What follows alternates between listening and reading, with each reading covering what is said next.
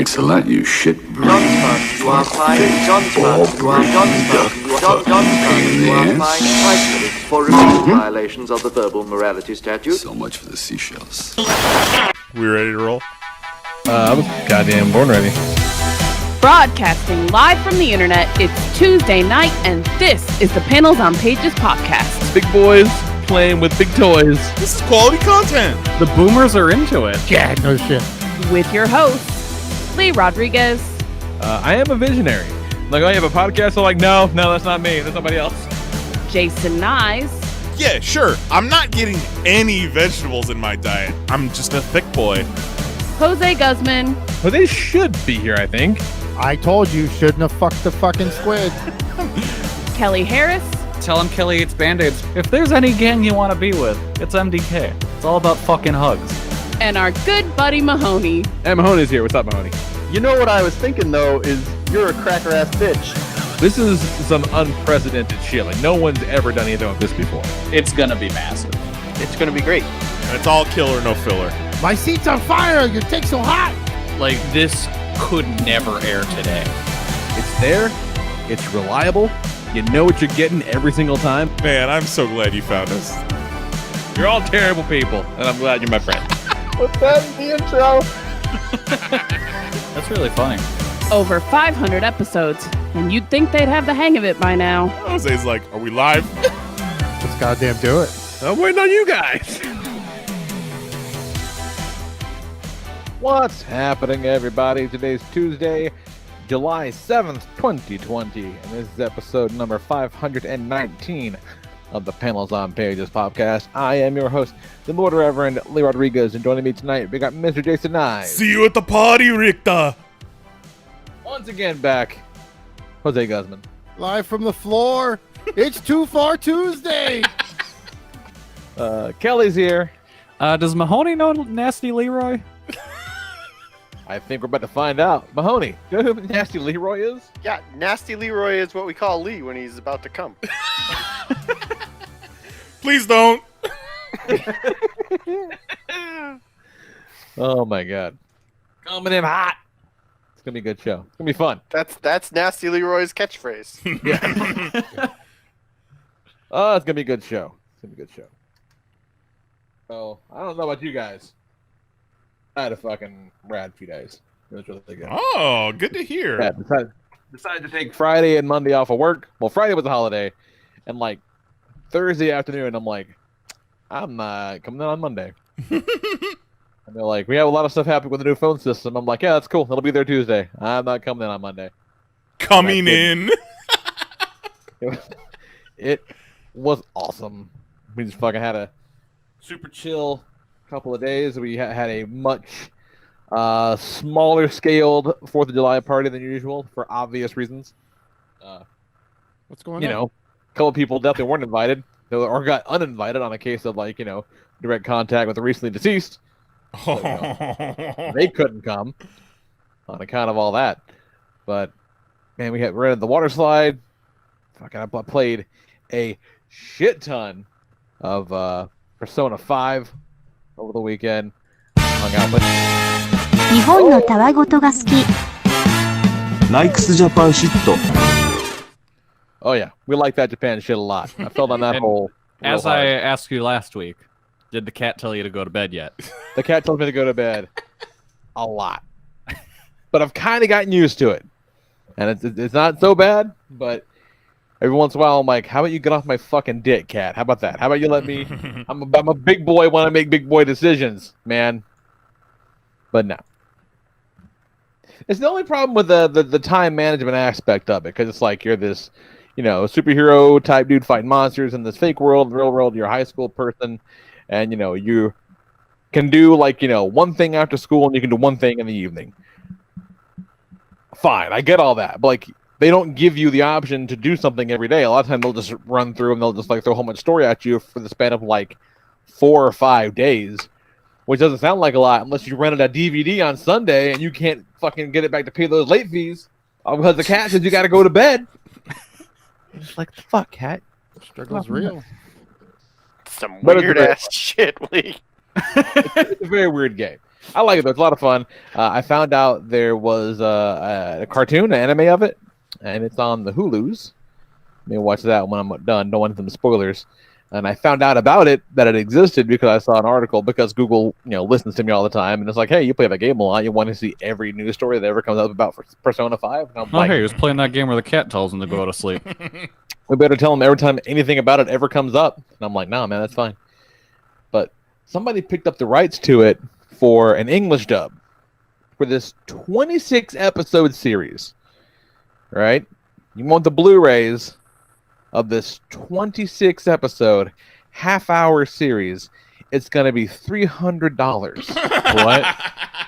And I cannot, for the life of me, wrap my head around how the fuck they made that number work. Like, what are you thinking? Is it an import? Well, nothing. It's going to be an American release, a U.S. dub. That would be my only thought as to why it was so expensive, is because it's, even though it's a English dub, it's an import for some reason. Like, do you get a PlayStation with it? I don't know. It boggles my fucking mind. So and like, what? That'd be wild. It's like, no, it's not on a DVD or Blu-ray. It's just on files on this PlayStation. Yeah. How many episodes? 26. And how much was it? $300? $300. That's insane. That's like 2 DVDs, right? That's $11.50 per episode. Yeah, it doesn't make any fucking sense. It's outrageously expensive. But it's on Hulu, and if you want to get it on, Blu-ray, you totally can. You get the specials with it if you get that Blu-ray, if you catch my meaning. So I got that Blu-ray already. It just ain't got the English on it. So that's fine. It was cool. We played a whole bunch of fucking games with the fam. We just sat around all day yesterday, and we all maze and shit. So Nicole and Jax are doing their little diamond dot gimmicks, and Zoe was painting. I started a new model. It was fucking great. It was awesome. Had just a lovely, chill few days, except for that time I discovered fireworks give me panic attacks. Now that was kind of cool. Oh, that's not good.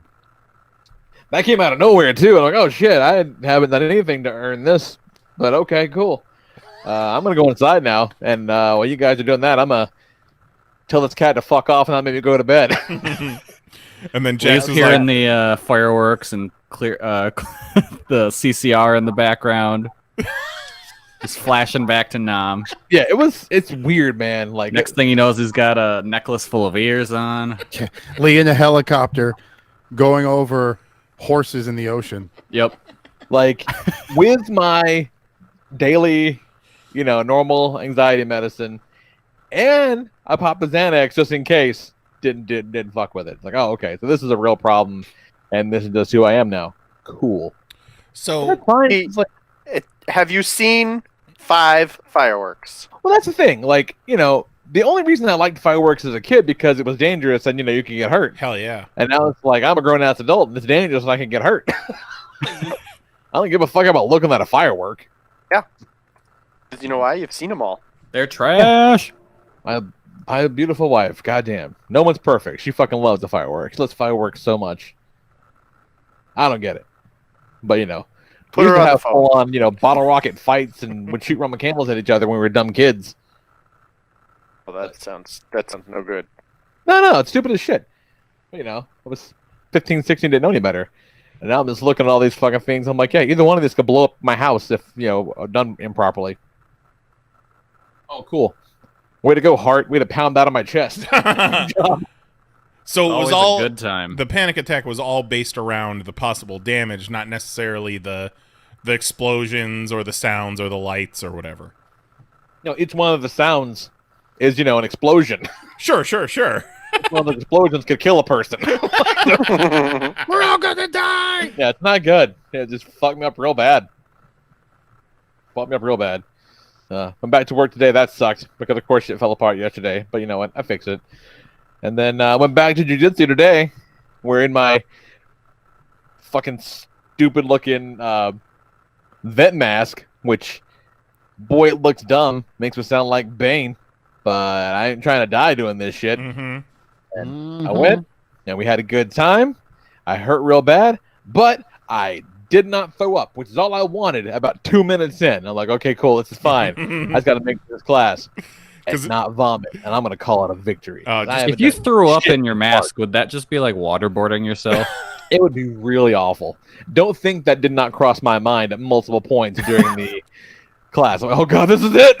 This is gonna be it. And it wasn't. Imagine it's like a Play-Doh fun factory. Yeah, it would be really, really horrible. And it would go into your nose too, because that's the only place for it to flow. It'd just be all liquids, no chunks. It'd just be that like body giving up liquid vomit. Because this is a pretty serious apparatus I got on my face. Like, it's not some bullshit, let's strap a sock to our face thing. This is the real deal. Looking like LeBron ready to win a title. Yeah. And it's completely sealed, like, around my head. Like, it's Velcroed in. So there's no getting out of it quickly. So it would just be yeah, I'd probably drown. Yeah. I saw a dude at work the other day, and I'm 95% positive that he made his mask out of old underpants. Hey, you know what? It is literally better than nothing. It is. He's give doing it a shot, man.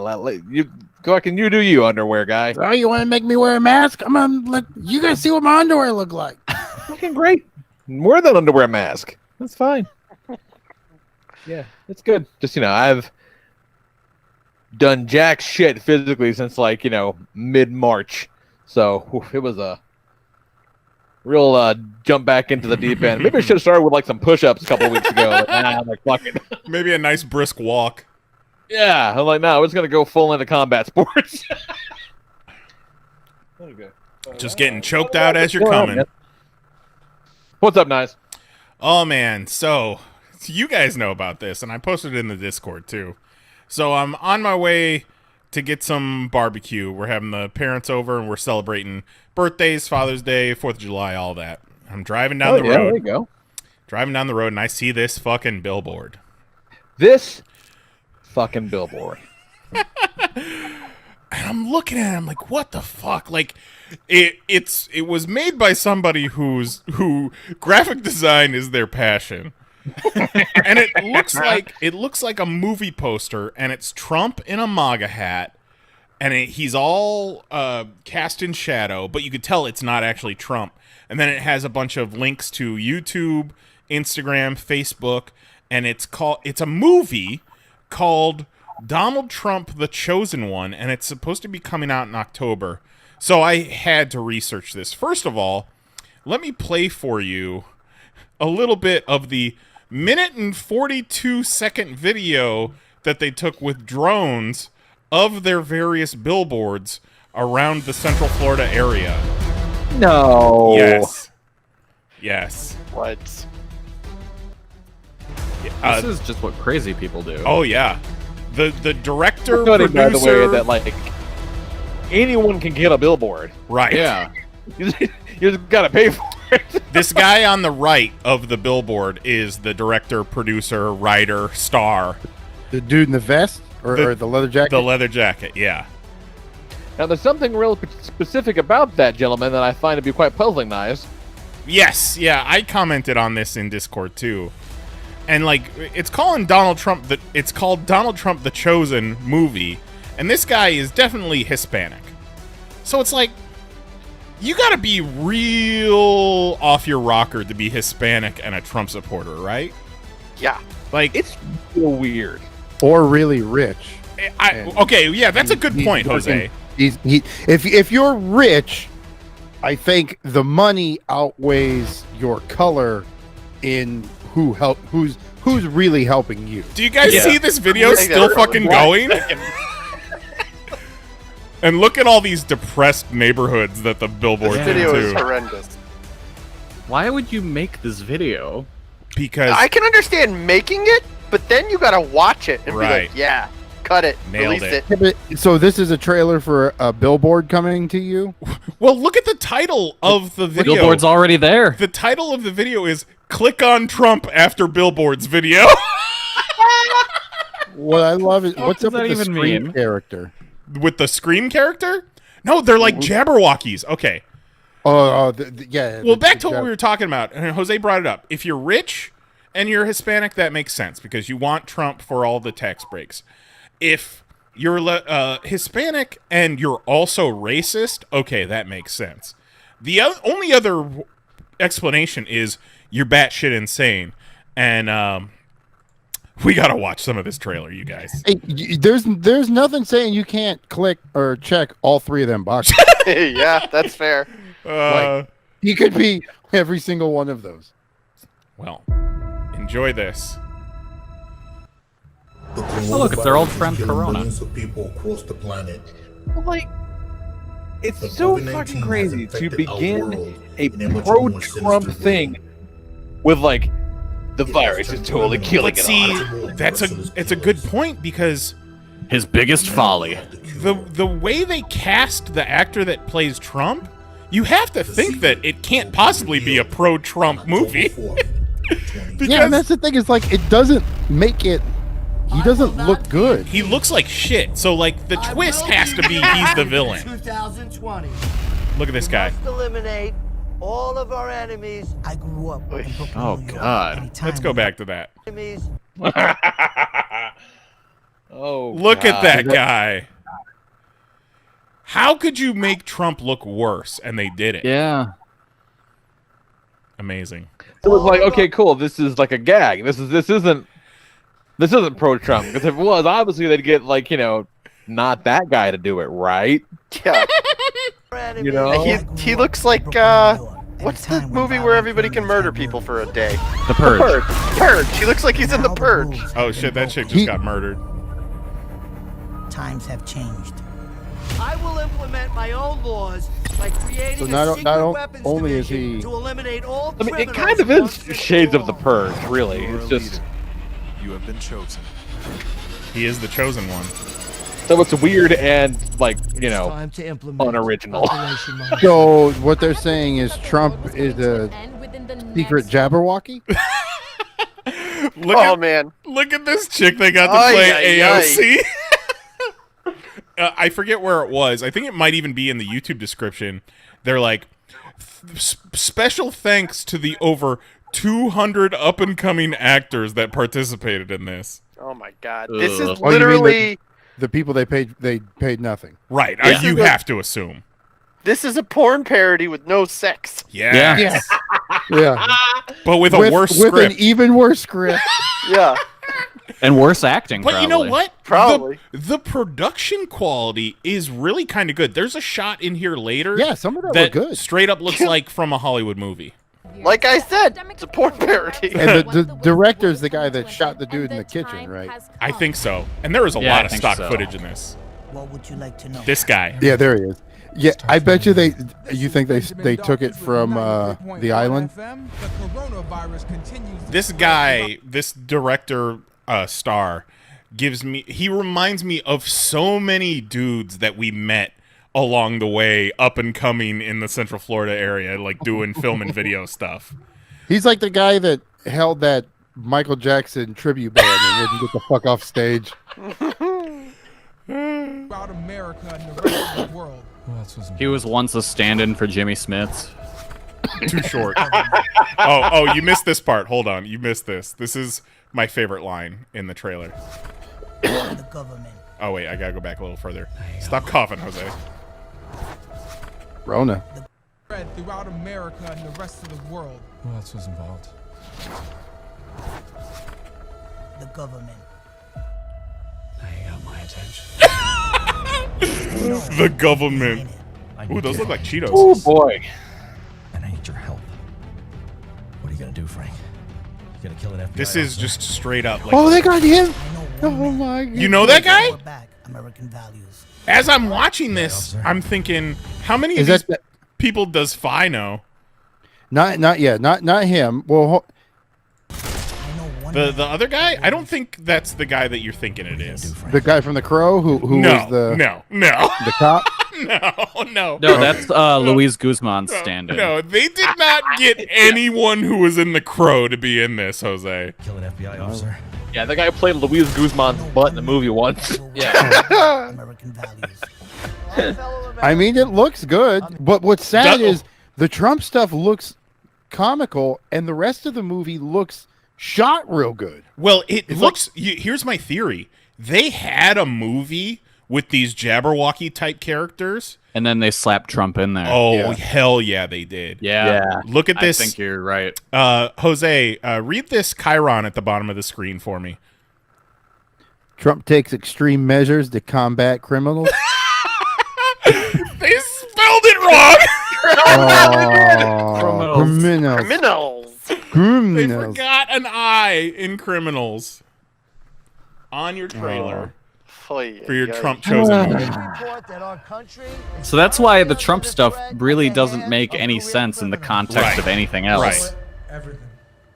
Yeah, they're like, we can't sell this. He's like, but it looks like two. You're right. It looks like two radically different things. Okay, that guy looked like he looks like John Bernthal's cousin. This part here is one of my favorite parts too. You got to listen to this guy's line reading. At the hands of career criminals. I saw it. Everything. He shot him on the head. Oh my god! On the head? He shotted him on the head. And you know that's like the 100th take. Yeah. Nailed it. God damn it. Like, this is all digital and we're still wasting it. It's a predominantly Hispanic cast. Yes. In this pro trip. Get the fuck out of here. No. Yeah, they didn't know what they were making. There's no way they knew what they were making. Jabberwockies. In the United States. He's a cop. He's a cop. Yeah, because the footage doesn't even like really look the same. No.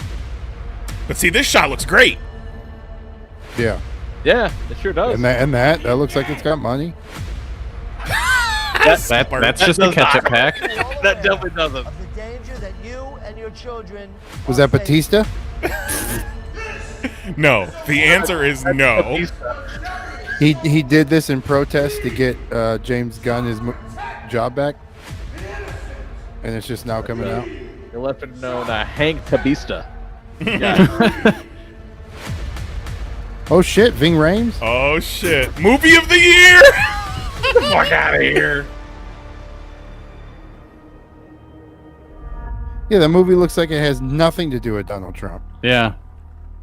And they just criminalcoronavirus.com. Yeah, Donald Trump, thechosen.com, criminalcoronavirus.com. At least they spelled criminal right. Connectedfilms.com. Maybe it's like a drive-in double feature, so it's Donald Trump and then The Chosen.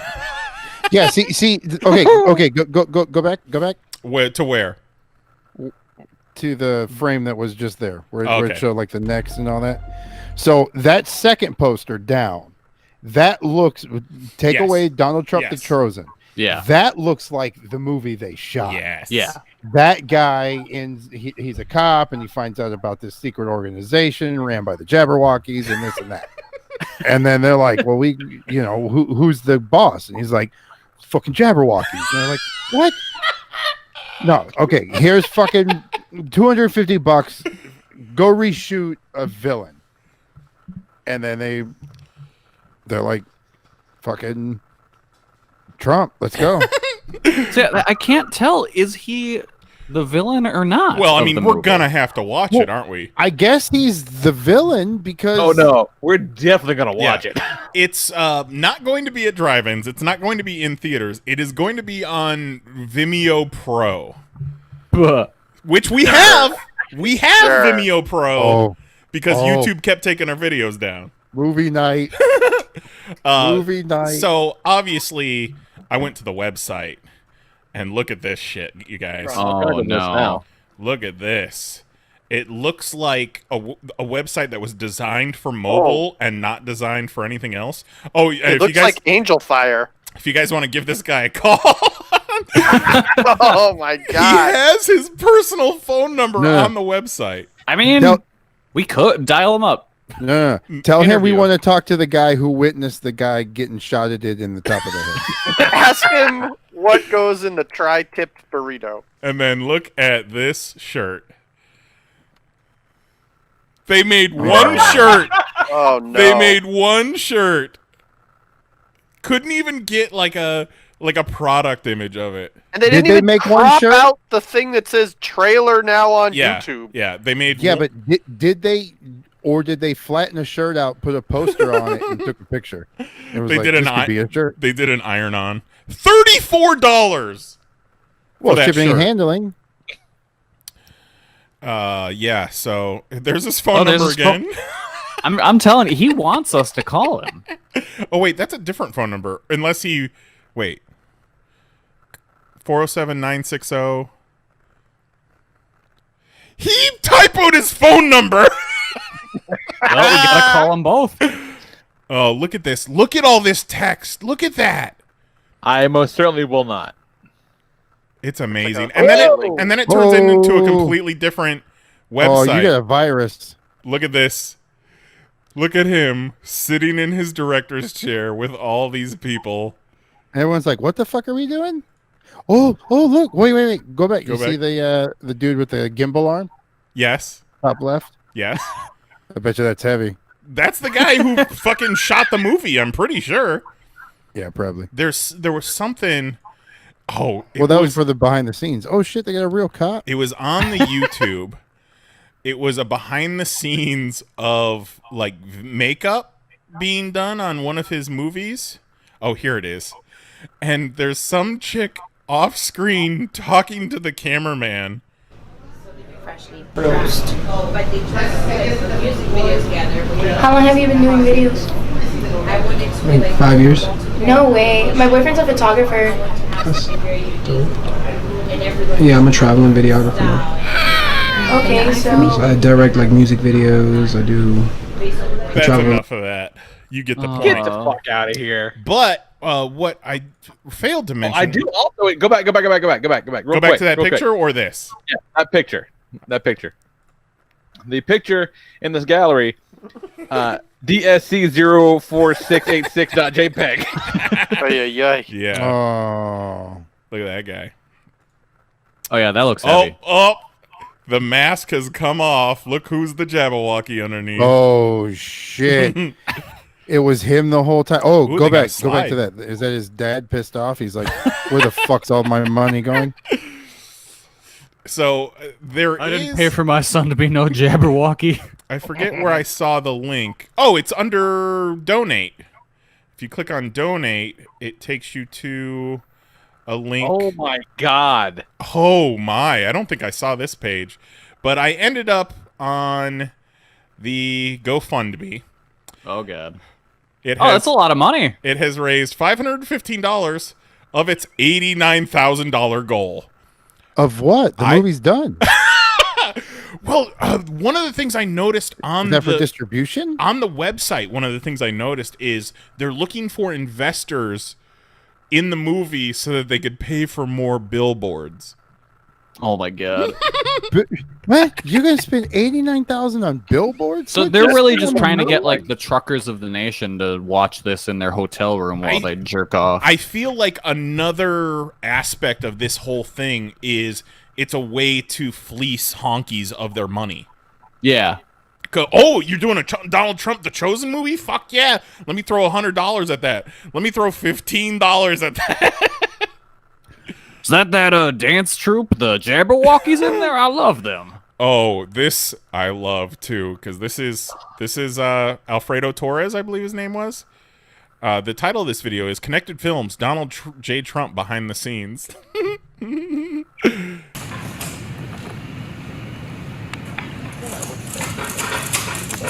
not gonna. No, that's not gonna come out. It's gonna be top. Shot. Yeah. So he flies down. No, you're good. You'll just pose. It's gonna be for the movie poster. Okay, I'll give you a couple of different. You gotta take shots now. Yeah, we're gonna take different shots. So we're gonna post That's the whole video? Right? So Yes! Oh my god. How many views does that have? Knize? 31, and I think 5 of them are mine. He's like, dude, we got a spike in the number count. So I mean, I could send out some feelers, see if come like release time, see if we can get Alfredo on the show. Man, you're gonna get a shot. Yes. 1,000 times yes. Yeah, I wouldn't say no to doing this interview.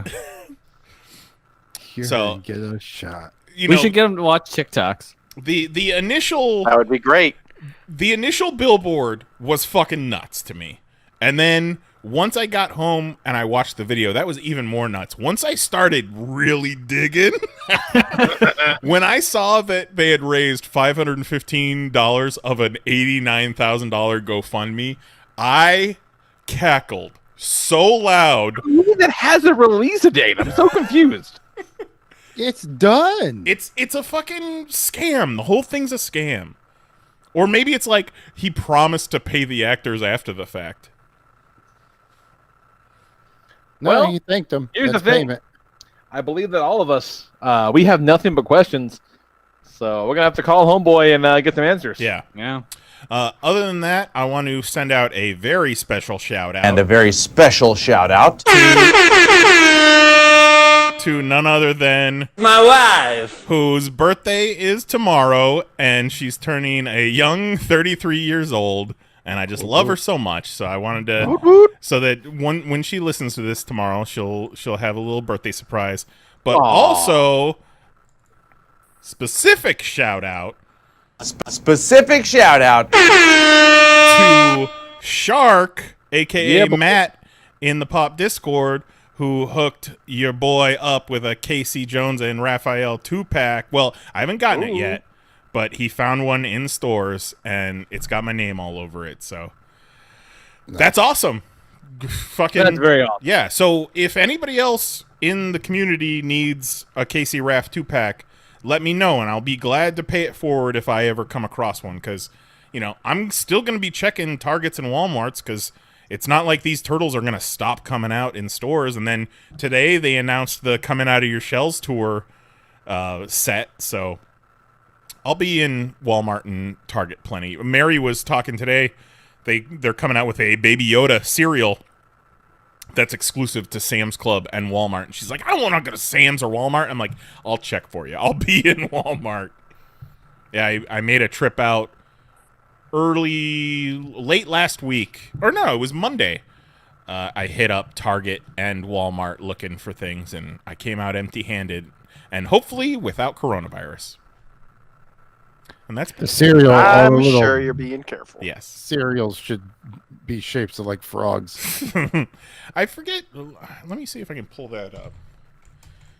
Yeah, I think it's like just one of those like generic shapes, kind of like the Funko Pop cereal, but it's a weird shaped box. Well, it sounds like a fucking scam. And you see, Baby Yoda, the Chosen. Oh, it's 2 bags. Yeah. It's a double bag. Yeah. So yeah, That's it's pretty just common at, it looks like at Sam's. It looks Well, like sometimes corn you gotta pops. double bag it. It looks like corn pops and Lucky Charms marshmallows. All right. They missed the mark. They should have went with frogs. So, are you guys gonna get the turtles, or attempt to get the turtles coming out of your shells tour set? Yes. Because I'm very tempted. Are you really? I loved that VHS tape as a kid. Wow. See, I don't give a They fuck. do look great. Yeah, they do look great, and it's a great reuse of those turtle bodies that they already have. I have no interest in the accessory pack, which is essentially a shirt, a backstage pass, like tickets, and I think something else. And that's what is in there? Yeah, No. It's not like a figure accessory pack. It's Oh yeah, who gives a fuck? tour accessory pack. So if you get that all bundled, you can get that on the Target website on June 23rd for $150. But if you don't want the accessory pack, you can pick up the figure set in stores for $125. So Sure it's you like can. I don't need that accessory pack. But if it'll make it easier to get the set, I'll bite the fucking bullet and get the goddamn accessory pack. I sent a link to Mary, and she's like, "Oh, those are cool." And she was like, "Holy shit, I just saw the price."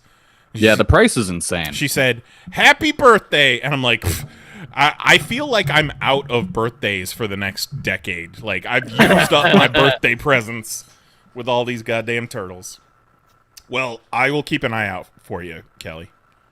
Well, I don't know if I want it. It's one of those where it's like the price is at the point where it's like I don't know if it's worth it. It's You gotta figure priced. the regular price on those figures, like a NECA figure, isn't super cheap, and they got all the soft goods, denim vests and shit. Like, I mean, they're not, Yeah, it's but not even bullshit. I guess I get it. even like the 4 Turtles San Diego box set that I got from a few years ago was $150, but that's convention exclusive pricing. But they're normally $25 a pop, so that set should be $100, but obviously not. It's like, I don't know, put the shredder in there or something. Oh shit! Have Splinter in there skipping stones. Yeah. That's awesome. So, what you been up to, Jose? Sleeping in the living room on the floor. How you doing, buddy? Last Tuesday, tried cleaning my room, pulled my back, ended up on the fucking floor for 4 hours alone. That'll teach you. Ended up on the floor for 4 hours. 35 minutes into those 4 hours, he had already peed in a bottle. And sent us a picture of said And pee in sent bottle. us a steamy bottle of piss picture. Was it? Yeah. You showed it Like to your he's Lex Luthor and Batman v Superman. Kelly. Kelly, Grandma's lemonade. Kelly, you showed it to your mom, and your mom was like, "Oh, that looks warm." Yeah. It sucked, but at least I was stuck on the floor in front of my Xbox. What was your bottle pissing strategy? Like, were I you just- on your I rolled side? over onto my side and fucking held my pee hole right to it and just did it. Because I don't have any confidence in myself that I wouldn't just piss all over the floor somehow. Oh no! Well, I mean, you gotta kind of put a little bit in there. Yeah, Jose's like, not my first time. You gotta mash it. Mash it in there, Kelly. yeah. I mean, you just it like what they say? 2 raccoons, 2 full What do raccoons. they say, Jose? Yep. What? Yeah. You didn't. Tito retweeted it earlier last week, and it was, you can fit 2 full-size raccoons into your anus. Oh, yeah, okay. Let me see if I can pull it up. I thought this was like an old-timey saying that I just never heard before. Apparently, it's a new timey saying. It's like, I don't think the raccoons in your buttholes saying made it over up here. So then, like about an hour later, after successfully peeing in and number one, when it was like 80% full, I was like, oh, I hope I'm almost done. 'Cause, I mean, worst case, I don't plan on being in this apartment forever. I mean, if I gotta pee on the carpet, I gotta do what I gotta do. Oh no! You just gotta get it away. You gotta pee you gotta get it away from you. No, what you do is you pause, make it stop, just chug down a little bit of the bottle, and then God. Oh God! just Bear Grylls it. I've seen enough TikToks to know that if you smash those bottles, they spray like with quite distance. So you just force the pee, 15 feet away from you all over the walls, and then you got a nice empty bottle. You gotta unsmash it, but Well, the second time, okay, so before I pull my back, Entire line of questioning. the way I don't know, I clean like a madman, so I take everything out and make this huge mess, and then put everything back together in proper. I'd like to imagine places. you just had an empty room. Like you took everything out and it was in the hallway. And you're like, all right, got to put this back. It's like a puzzle. I've done that before. So, but when I pull my back, so all that shit's out here. So like, there's just a disaster mess in the hallway and all around. So the second time I had to pee, it was a little bit later. And I'm like, well, all right, well, God damn it. Like, I'm not going to pee on myself. So takes me 20 minutes to get to the bathroom, and I'm almost there. And my mind's like, all right, cool, time to go. I'm in the bathroom, and my body's like, I'm fucking like still 15 feet away. I'm gonna pee on myself. So I'm doing this odd rush, hurt back, old man walk, trying not to piss on myself. Did not do it. But did not make it back to my office and kind of collapsed in the hallway. So that was cool. Oh, I was no. like, you know what? I'm just going to chill here for another 20, 30. But I couldn't move because I'm stuck in the middle. It was like that Austin Powers where he's trying to U-turn in the hallway. Oh, It's just me trying to fucking turn around on my side like a goddamn beetle on its side. I don't know. A turtle? Side turtle. So that takes me a half an hour, and then I get back into the office, and I decide I'm not moving again. So I fucking turn on the Xbox and just sit and wait until the lady gets home from work. Because there's not much you can do. I mean, I've done it before, and it sucks, but yeah, that's pretty much me trying to turn on. Here's Jose stuck in the hallway. I'm like, oh my God, I just want out of here. Yeah, but that's me getting got a like pile of piss next to him. Yeah. Oh, Dr. Oh, there he is drinking the piss. Yeah. Oh, that's warm. Oh, delicious. So I ended just fucking moved out to the front room. We made a little shanty town, and I just fucking lived in the front room for a week. Oh, but I'm up and mobile. I gotta wear a back brace for most of the day because the tighter it is, it kind of keeps it together. You know what I'm talking about, ladies. Mm-hmm. Yep.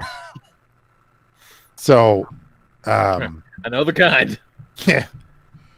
So been doing that and just slowly trying to get back together, driving the lady insane because there's shit. There's a mini fridge out here. There's suitcases everywhere. There's jammer bags. There's random jammer equipment Forgot everywhere. that part of the story where you had fucking emptied out your entire office. Yeah.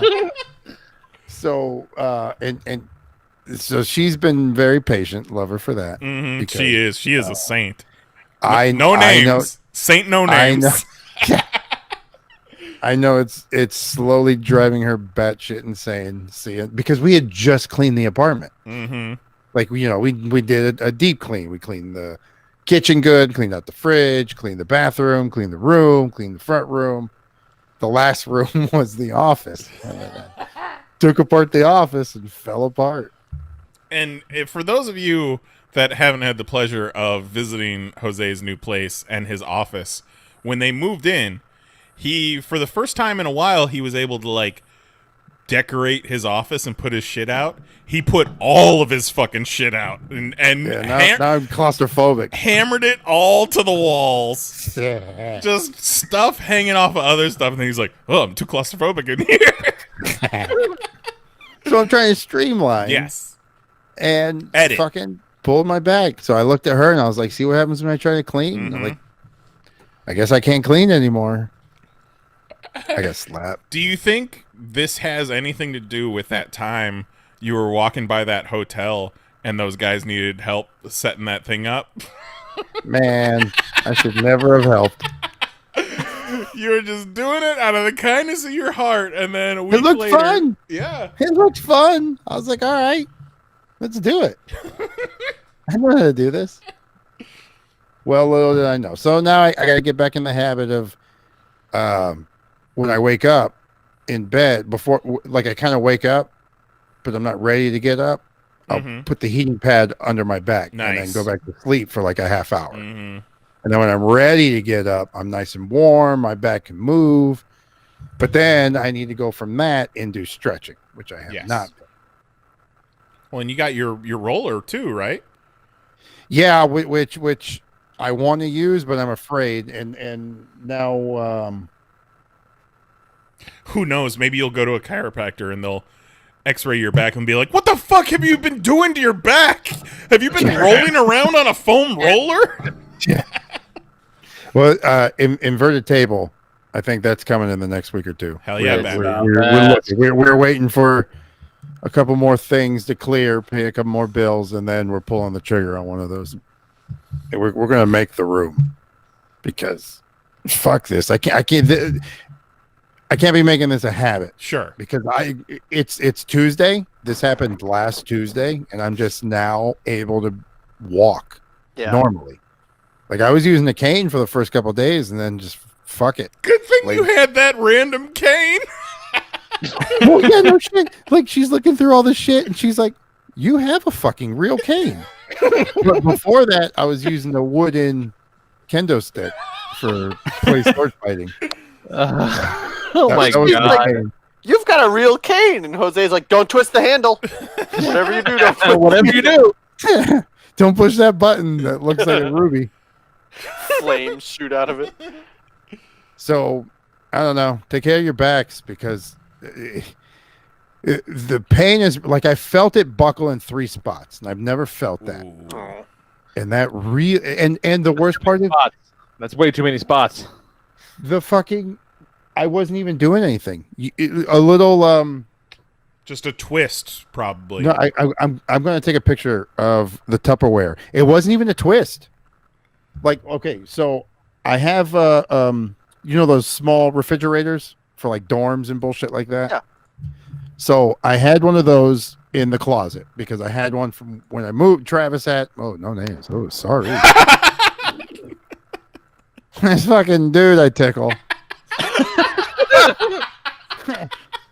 Yeah, that sounds way less suspicious.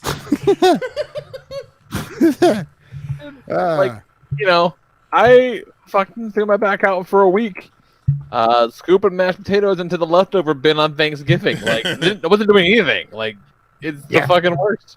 No, it's stupid. But I was just, I just went to pull it out of the top slot. It's like just a little, like fucking 15 by 6 inch little Tupperware you'd put like cables or something in. Mm-hmm. Like nothing. And just the right angle of how I was bent down to how I pulled, because when I did it at work, it was pushing. I was pushing something. Right. And that fucking popped me out. And this, I was just pulling something out. And always the motion of the ocean fucking killed my dangle. Was that when you were coming down the stairs at New York Comic Con that one time, was that the first time you had like thrown your back out? No, that was my knee. Oh, that was your fucking knee. Yeah, my knee went out at New York Comic Con.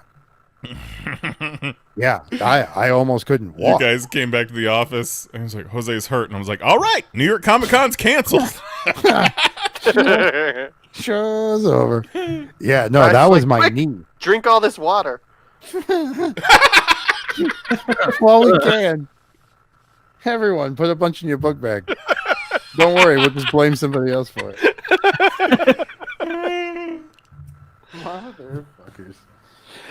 So really needless to say, 5 people. My setup was I took my computer monitor and put it down in front of me so I can shift it. Like on the ground? Yeah. And then we were watching TV on the TV. So I picked up a bad habit. No Man's Sky. Have you heard of that? Sure. No. Oh, yeah.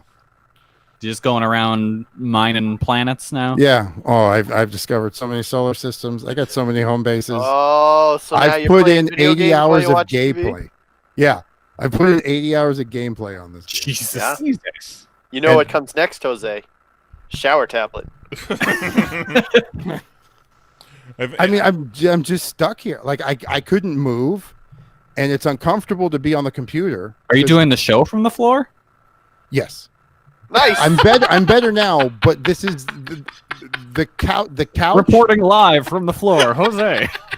Hey, the intro was spot on. It's fucking live from the floor.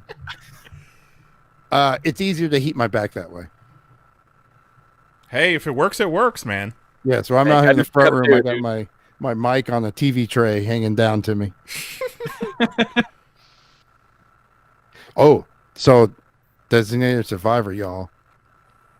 Oh, you talking about some of that Keefy? Man, Keefy up in it. It's like 3 seasons, the first 2 seasons, and then I guess it ended, and then Netflix picked it up for the third. Right. So the first 2, pretty good, not bad. And then it's but it's TV, it's regular TV, and then I guess we knew we were watching the season finale, but it kind of didn't register, and then it was doing like the next last time on blah blah blah, so we weren't really registered the changeover to season 3, and then all of a sudden everyone's like motherfucker. We're like, whoa. Did the president of the United States call that guy a motherfucker? and then we were like, oh yeah, Netflix. So they kicked it up. They went kind of Veep, which was very odd, because you're seeing these people that have like not talking that way now because they're legally allowed to. So that was fun. But the last season dealt with a bat flu that targeted dark pigmented peoples. Oh my god. Oh no, is it Kiefer Sutherland the chosen one? No. No. Kiefer stays good. I mean, he no spoilers, but he it's never him. It was the one-armed man. Well, yeah. Man, see? It was pretty good. Check it out. And then I'll talk about something else later. Mm-hmm. But watch y'all backs, y'all. Ice it, heat it, rub it down. Oh, no! Well, I'm going to put a beat behind that. That's going to be a TikTok sound. It's going to go viral. Do a remix with that, and I'm a green boy. I'm a blue boy. Set to the video of Lee. Yep. Ridiculous. What's going on, Kelly? Not much. So, it was 4th of July weekend, and, everyone was stuck inside, and my 4th of July weekend was literally no different from any other 4th of July weekend for me. Nice. Because I don't do shit, because this country ain't worth celebrating, and fireworks are trash. I love it. That was the thing for sure. Like, because our 4th of July party is always very tongue in cheek and very cartoonish. Because not like any of us are like really patriotic or whatever. But I was, we were getting ready, looking at stuff to get, and I'm like, I'm not for nothing. I'm kind of hard time. Like even this isn't even cute. Shit sucks. Yeah. Yeah, no, it's just not worth celebrating. So this year, watched a whole shit ton of wrestling because everyone's running shows now. Yep. Watch the GCW Backyard Wrestling Show, which Knize, you did as well. Yes. Not as good as last year's, I thought, but still fun. But for $15 for 4 hours of trash bag wrestling, it's a good value. Oh yeah. I like the gimmick. So it was called Backyard Wrestling or Backyard Wrestling 2 because it's the second one. And all the GCW guys use their old backyard wrestling gimmicks. So like fucking what's his name? Ricky Shane Page was Ricky Crash or something like that. His gimmick was he was a dirt bike racer. What was Chris Dickinson was? It was like El Guapo or something like that. Paco Loco. He was Paco Loco. Yeah, and he came out shirtless in jeans with the backwards bandana like Tupac. And there was a lot of blood in that match.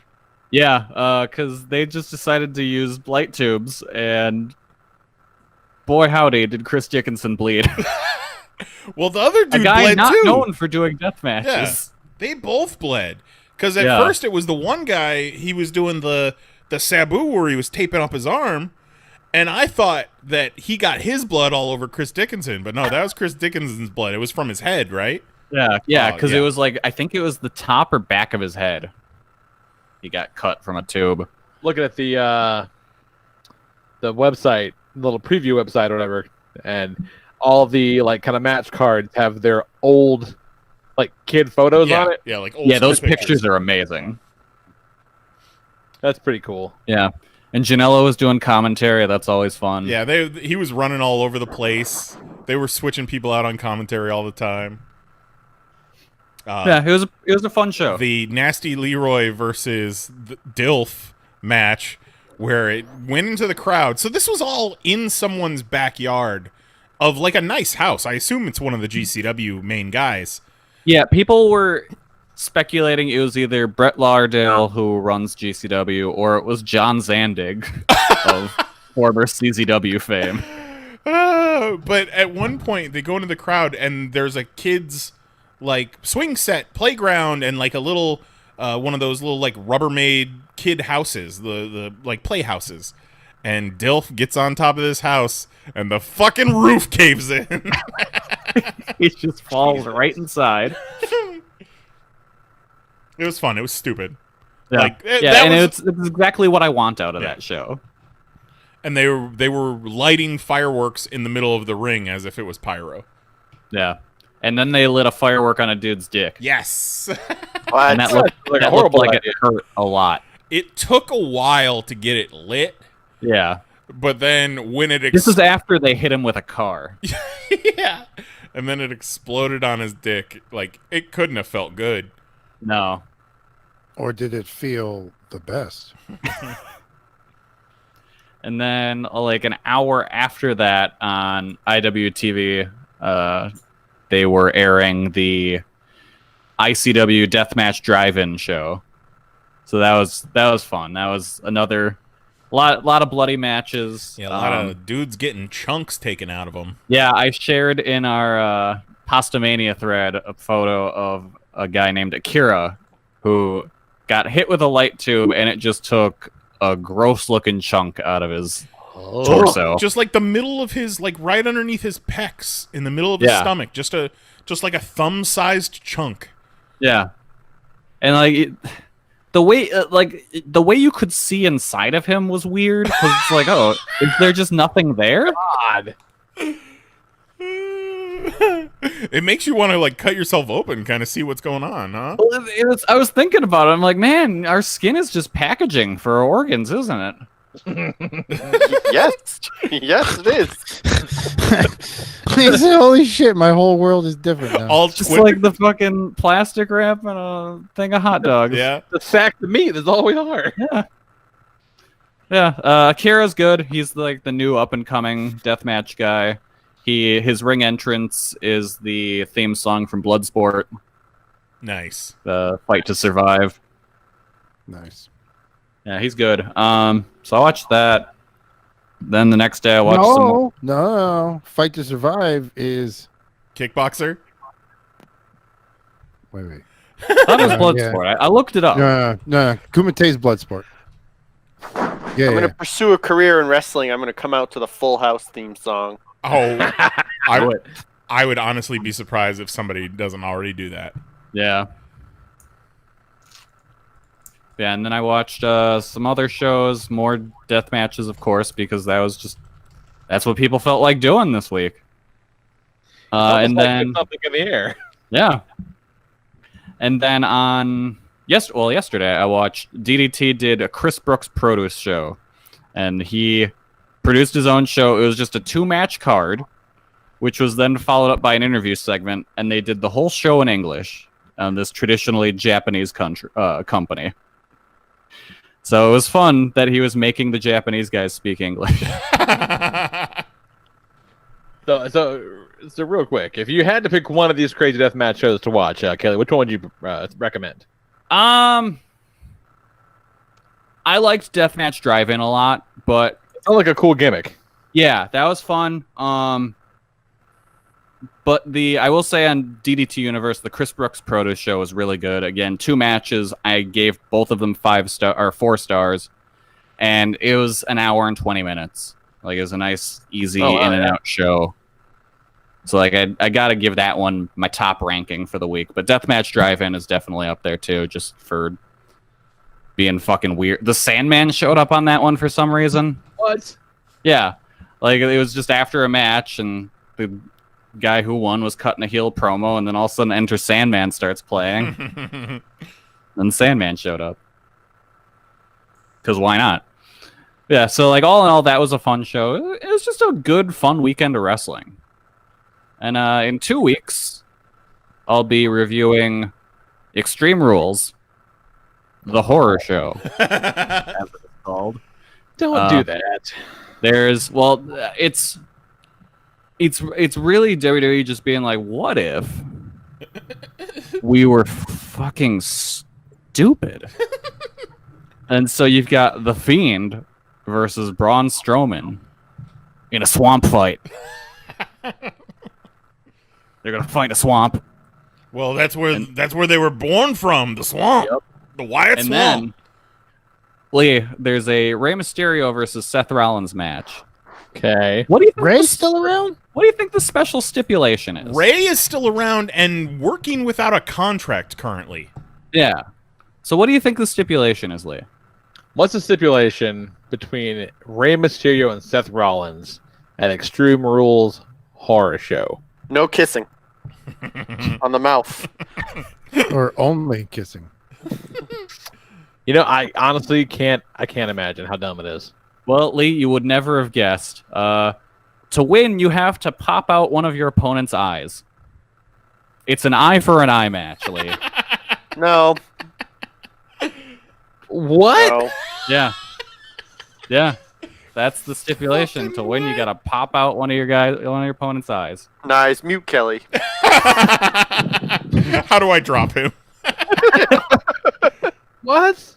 Yeah, no, they're going for peak stupid. Well, there was an angle where Rollins slammed Ray's head into like the corner of the steel steps to try and blind him. So like that's where they are now.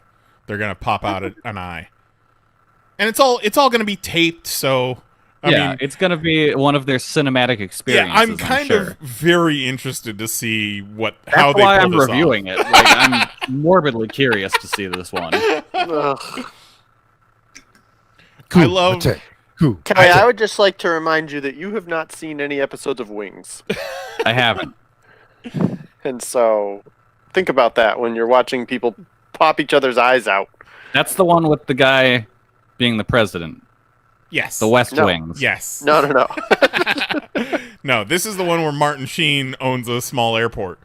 Okay. It's Martin Sheen and Charlie Sheen own an airport.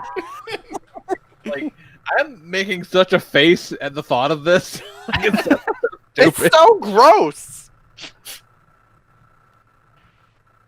And No matter what, people are going to get mad at me when I say that Vader was better than both Rollins and Rey. Oh man, I love Vader. Because you have to say it, because he's the man that got his eye popped out and shoved it right in his fucking head. And then kept fighting. And kept on fighting. Because you can get hit in the head so hard your eye pops out. Have you guys seen that? No. All right, time to show him. Yes. Well, Lee, have you seen Vader's eye pop out? Say yes, Lee. I knew that it did, but I don't think I've actually seen it. Oh, It's okay. cool. It doesn't sound cool. Because what happened was, so he was wrestling Nope. Stan Hansen. Nope. And Stan Hansen is blind as a bat. Like Good thing he wasn't wrestling Chris Hansen. he should always have to be wearing glasses. And so he was swinging around his cowbell as he does, and he accidentally clocked Vader with it and didn't know. Oh So- my god! So Vader starts working stiff against him, and Stan Hansen's like, "What the fuck, dude?" and pops him real good and knocks his eye out of his fucking head. And then I think we're in the video already after the point where he shoved it back in. Oh my god! So yeah, bring it back to the beginning, probably. You don't have to. He's like, stop fucking hitting me! My goddamn eyeball popped Yeah. out. Yeah, He's like, he dude, definitely stop looks being a just dick. annoyed. Yeah. You gonna wrestle or what? So at some point, it looks like they almost cut out where it hit. where he Almost, hit yeah. him. But yeah, you can. Right now, he's fucking with his eye. He had to take his mask off to be able to shove Yeah, the because eye you can back see in. it like bulging out of his head. Oh my god! Yeah, I don't think we need to see it actually pop out, but Yeah, because I don't even think you get the angle, but it just No. looked like there was a weird cut in there. yeah, there was definitely something weird. Yeah, Because because you don't- they didn't show the hit, but yeah, he Unless just it was popped before him. the video starts. Yeah, Jesus. Yeah, and so- Anthony's like, why does he hit me so hard? Yeah, exactly. He's like, he didn't know why he was getting hit so hard, and he's fought back and hit him hard enough to pop his eye out. I thought we was playing pretend, Vader. What happened? J-Pop in the chat says, it's on New Japan Pro Wrestling World. If you need a login, I can hook you up. It's all right. We got the point. And so did Vader, right in his fucking eye. Yep. It's disgusting. Mahoney's upset. It's awful. You wouldn't happen to have a palate cleanser for us, Mahoney. How's it going? What's happening? I've got a palate cleanser for you, Lee. All right. You may remember last week, Knize tried to sabotage the TikTok segment. Oh, we're just going right into it. It's Okay, true. Broke his whole computer. Well, no, we're not going right into TikToks because I got something for all of us.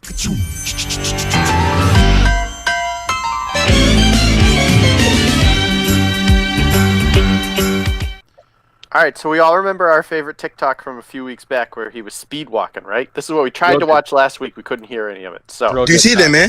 They're about 5'2". Tell me how they can walk faster than me when I'm more than half a foot taller than them. I must change my gears and put my legs in hyperdrive. Passing them. I'm second to no one. Never lost to anyone. Speed walking master. the best. You gotta fucking hyperdrive. Black that guy excellence. is the best. Yes. Dark-skinned warrior on TikTok. Dark-skinned warrior on TikTok. He's also on Cameo. And you can pay him $5 to make you a custom video. And I did it. All right. Kelly, do you not know it is not normal to eat bandits? I have never met someone in my entire life who eats bandits. Bandits are to stop blood, but you're taking it, you're putting it in your mouth. You're not going to heal anything on the inside. Stop eating the bandit.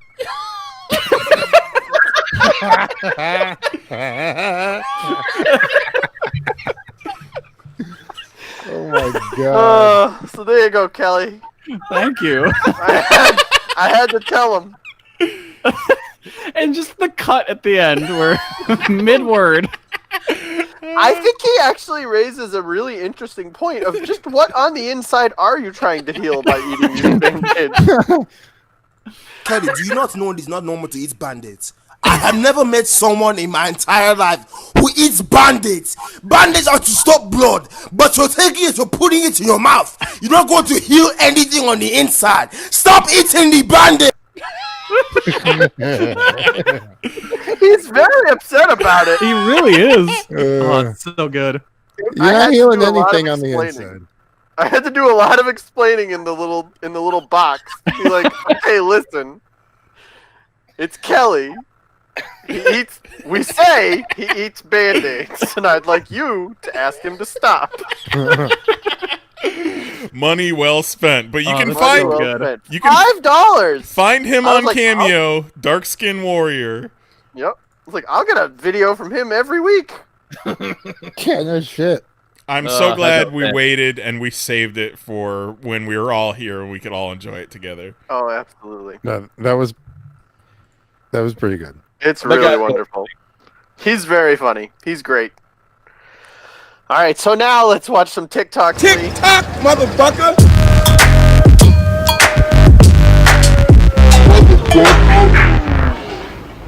All right, so I it was really fourth enjoyed the of- one where he was like talking about the cartoon characters that he hates and he just yelled and screamed about Jimmy from Ed, Ed, and Eddie. Yeah, that one's good.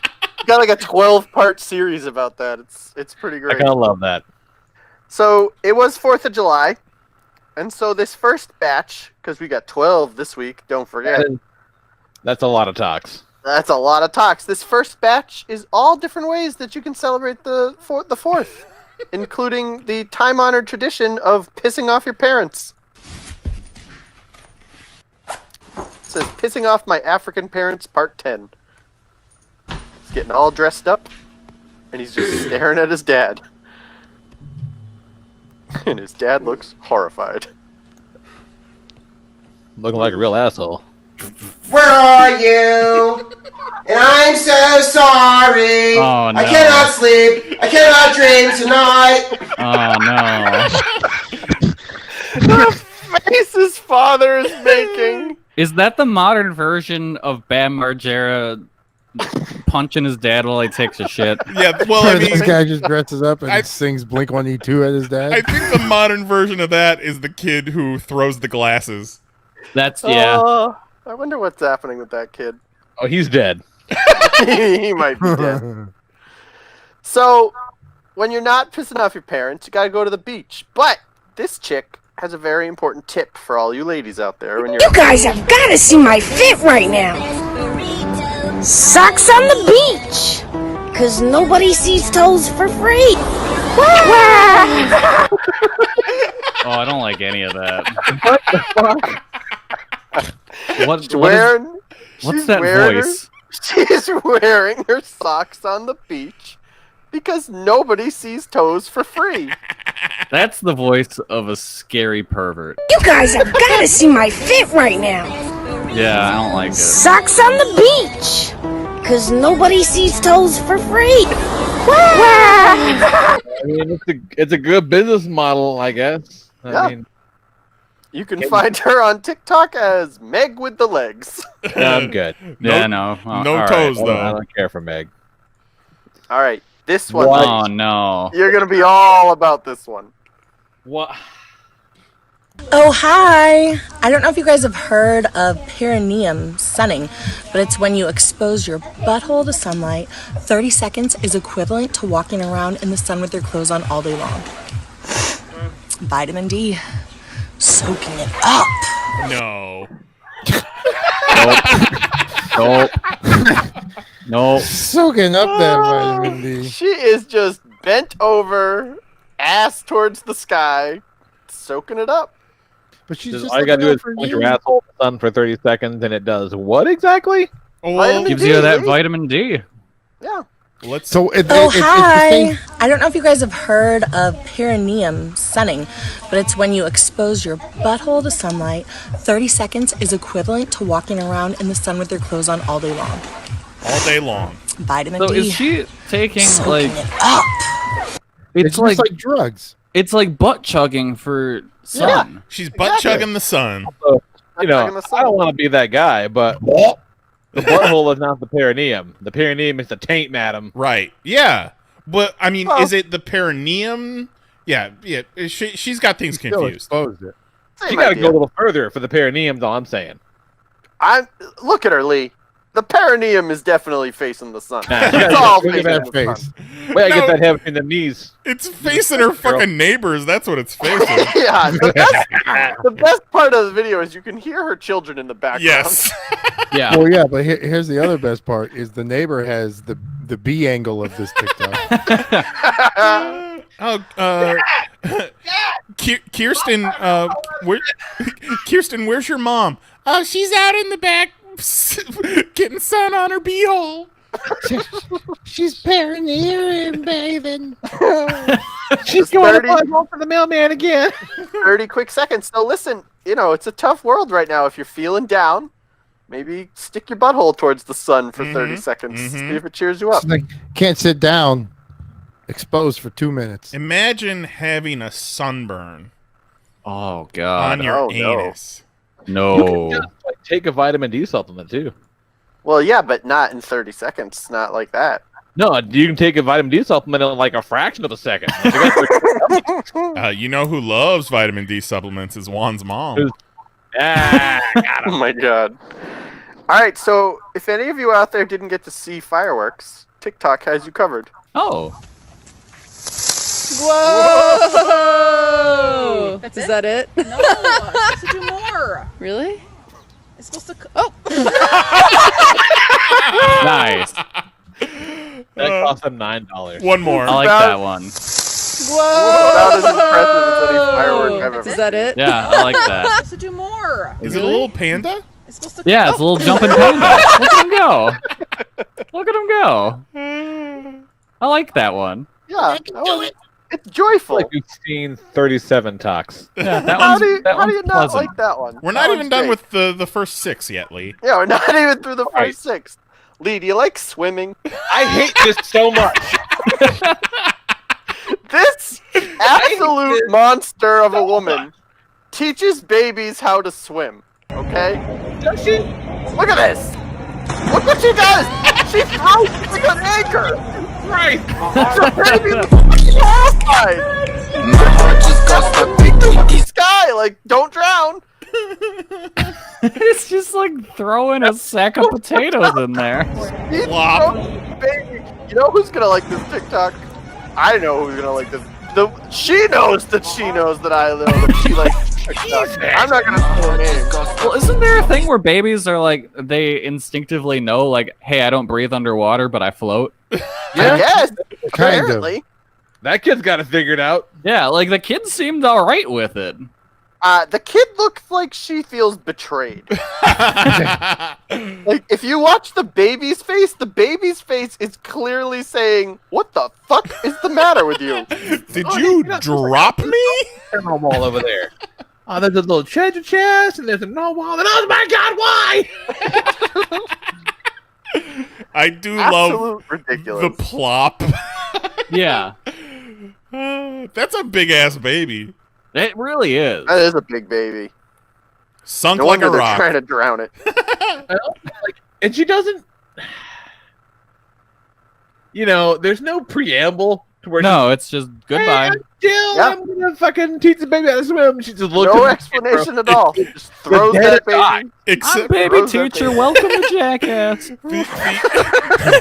The only preamble. And drop the baby in a pool. Oh, it's ridiculous. The only preamble is the rest of her feed is just her dropping other babies into the pool.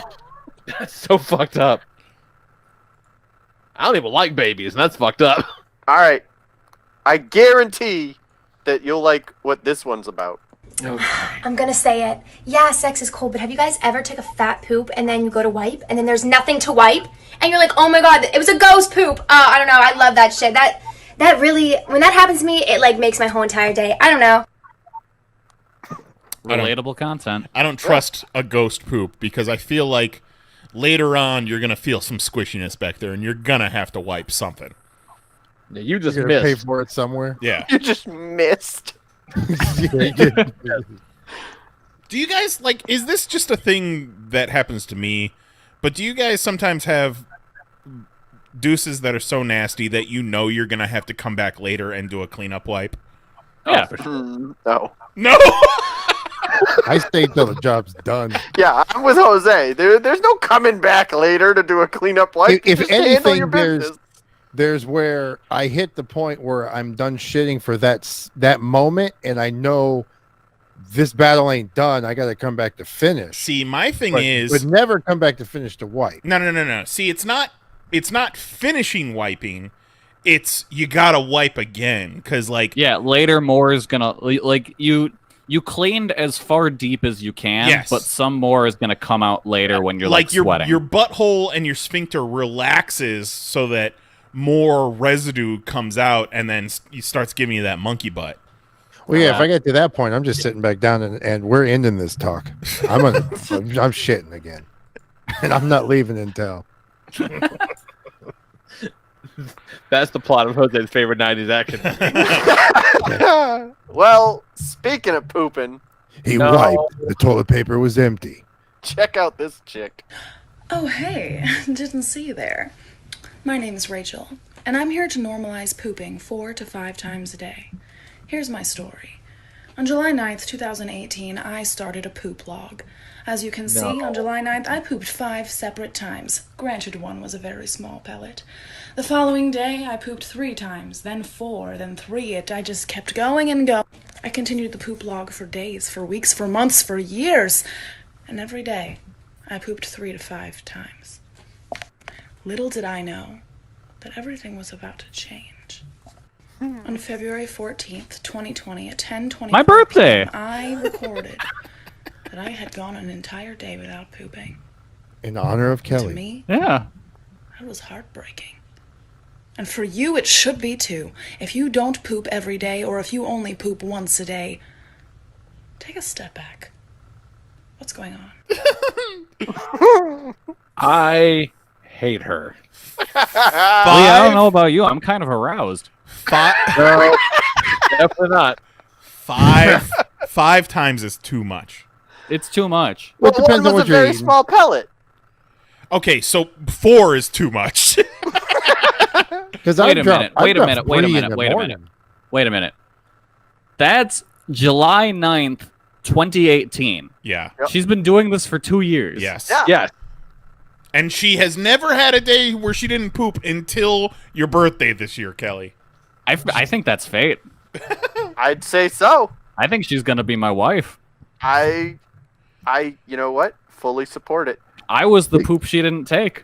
Oh my god. So are you ready to take it now? The poop she didn't take was the friends we made along the way. Yep. I consider it a banner day if I poop twice. No. Yeah. If I poop, nah. How many times in the morning? How many hours of your day are you pooping, Jose?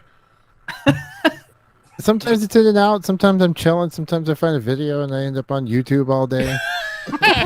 Okay, but how many poops are you talking? Well, okay. Well, here's a okay. So Are you doing like 2 in one session and counting it as one? No, because here's what happened: is I wake up and I take a shit, and I get rid of the day before, and then I make my coffee, and then when I'm done with my round of coffee, I usually have to poop again. See, I don't have my first shit until after the coffee. Same. No, because here's what happens when I do that. On the first sip or two, I feel like I'm going to shit my pants. See, I'm not And saying then now I don't. I got to go take a shit, and now my coffee's getting cold. I'm not saying I have to shit and I drink my coffee and then shit. I don't have to poop until after my coffee. Well, yeah, but that's what I'm saying is I do. So if I don't first and I drink like the first couple sips of the coffee gives me instant like, oh god, I gotta shit my pants. So you're And then I saying gotta go My poop usually comes after my cat sits on my lap in the morning because then he warms it all up. Like a nice little hot water bottle. So, Jose, you're saying that you poop twice within an hour of being awake? I mean, not necessarily an hour, but what I'm saying is I wake up, I shit, and then I have my coffee. Sometimes it's within a half hour, sometimes it's an hour and a half later, but my morning routine, I've shit twice by then, and then I usually drop a midday Duke and then a fucking nightcap. Nightcap. This reminds me on the Chris Brooks Produce show. In the interview segment, Drew Parker was talking about a conversation he had with our good close personal friend Daisuke Sakamoto. Oh yeah, that guy. Sakamoto. Yep. Beefy And he, for whatever reason, they're talking about what Sakamoto likes in a woman, and Sakamoto confused his words a bit. Oh no! And he goes, "I like shit." All right. Drew Parker goes, "What? You like a little poo? You like poo?" And he's like, "No. I mean, ass." Oh. All right, Lee. Last week, before the segment couldn't happen, I watched Avatar: The Last Airbender. That's right. And then I saw this talk, and my interests collided. Mom! Mommy!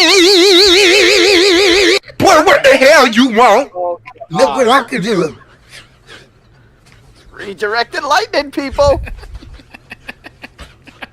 I'm beating your ass. I don't like the voice. I love the voice. I love it. Or the Like face the voice. distortion. I don't. It's all terrible. It's not. That's objectively not funny or interesting. I think it's both. You're gonna not like this one then. This one bad makes me news. mad. This is bad news. I got distracted and started organizing clothes, and I forgot the sink was on, and now my drawers are filled with water. Look at this. It's so bad. It's so bad. And I only have so many towels. I'm going to have to start getting into the blanket stash.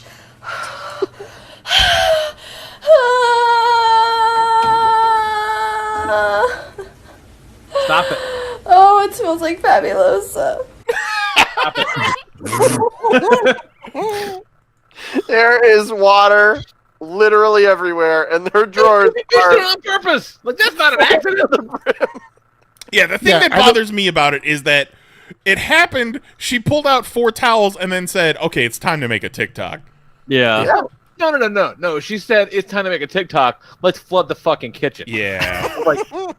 like the way sinks and counters are designed, your fucking drawers can't fill up with water.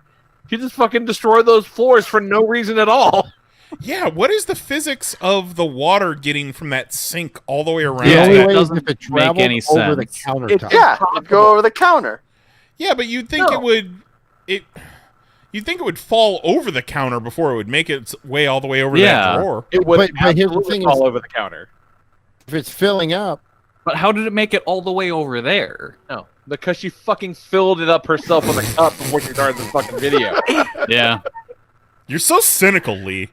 She's getting into the blanket stash. Stop Lee. all my hamburger bullshit. Like this She's is gotta. She's soaking up all this water with her own blankets, Lee. yeah, if the drawer didn't flood itself, would I be wearing this hat? This is the TikTok version of cops saying there's a tampon in their Oh drink. no. yeah. Somewhere there's a parent or a sibling or a significant other that had to come in and clean up all this shit because Becky wanted to make a TikTok. And I'm so fucking mad on their behalf. Oh, it smells like Fabuloso. Oh, I hate this chick. That was the best part. All right. Well, we'll pivot now, Lee. We'll pivot now. We will pivot away from the funny voices, and we'll get into the food talks because I know you love the food talks. How many? I ordered a salad from Subway, and it came with lettuce in a bag, and the avocado was too hard to cut, so...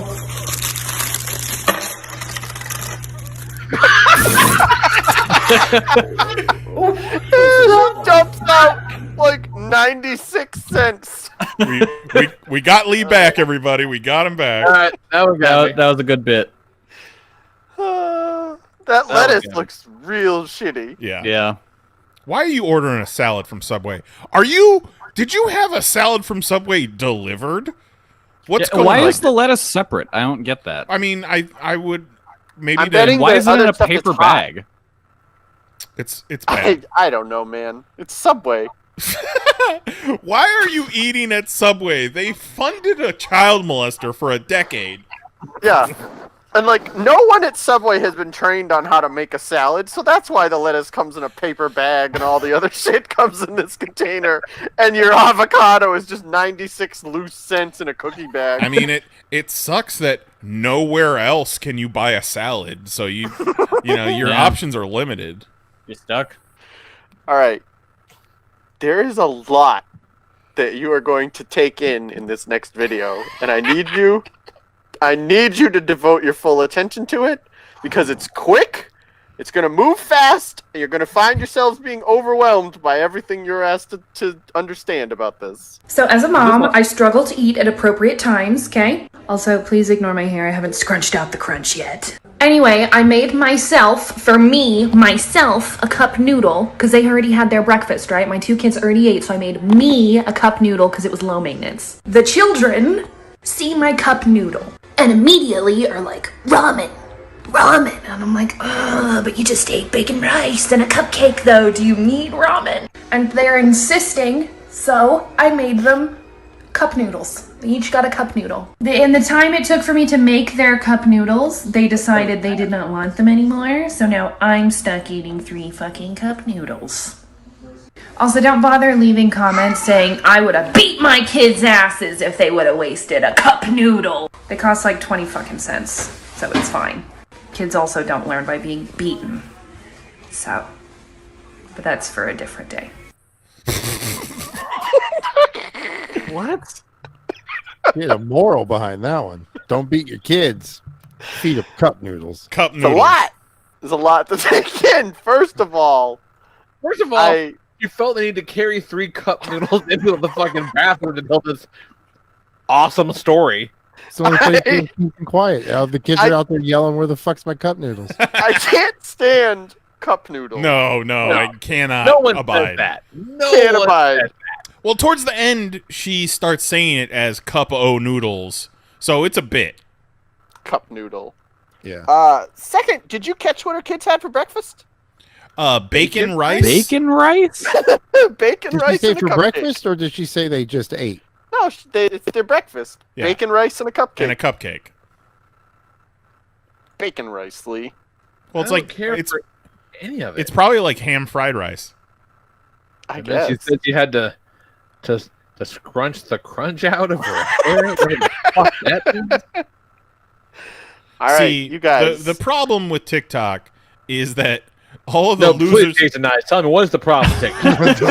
All of the losers. I want to know what you think the problem with TikTok is. All Please, the- I'm like, all the losers from Tumblr had nowhere to go. Yeah.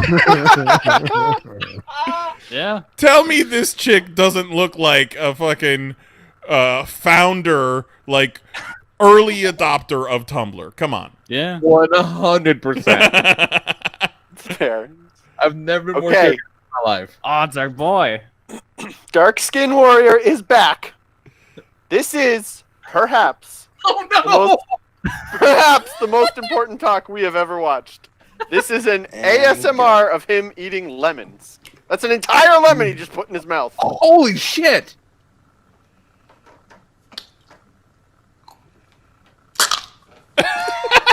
God! It's not going well. His body just gave up. He's leaking.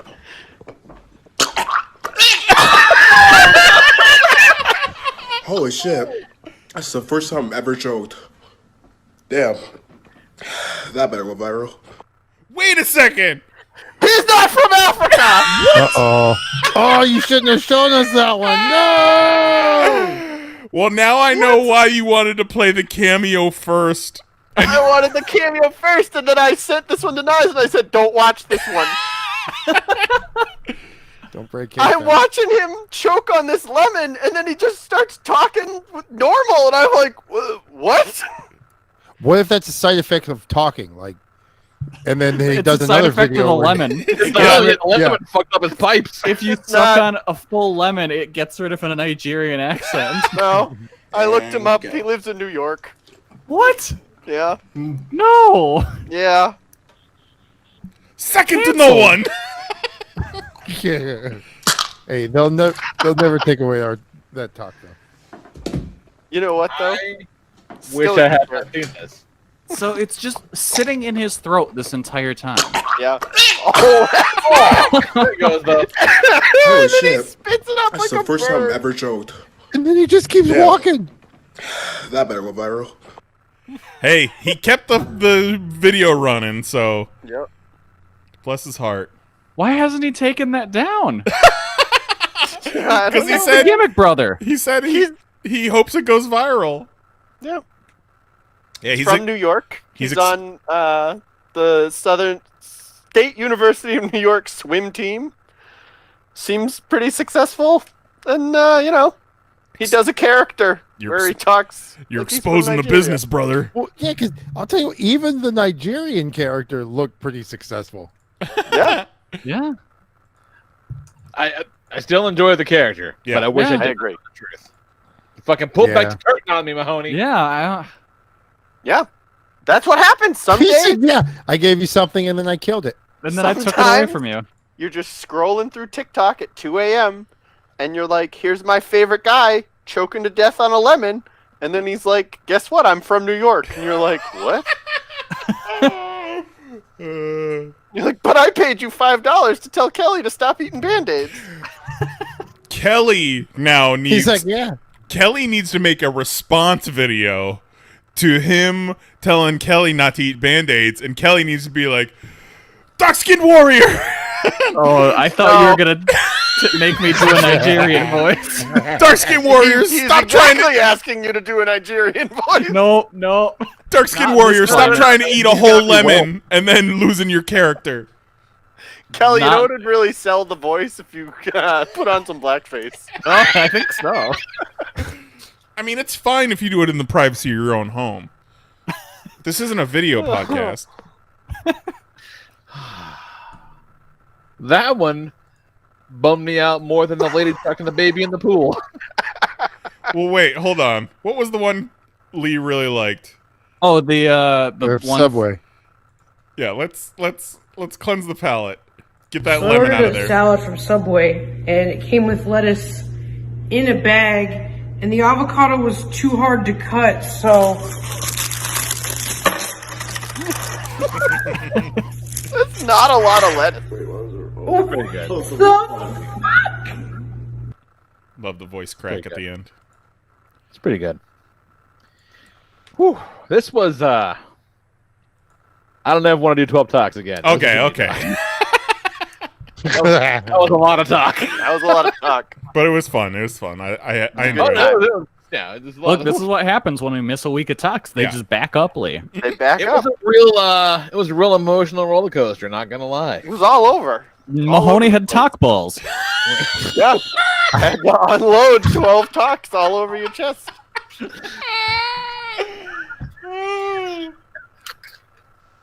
Just think back to that chick bathing her butthole in the sun. Fucking Danny talk balls over here. Had to get it together. Woo! Got a classic Knize. I gotta stretch my legs. Yes. Holy shit! In honor of the 4th of July, this is from episode 344.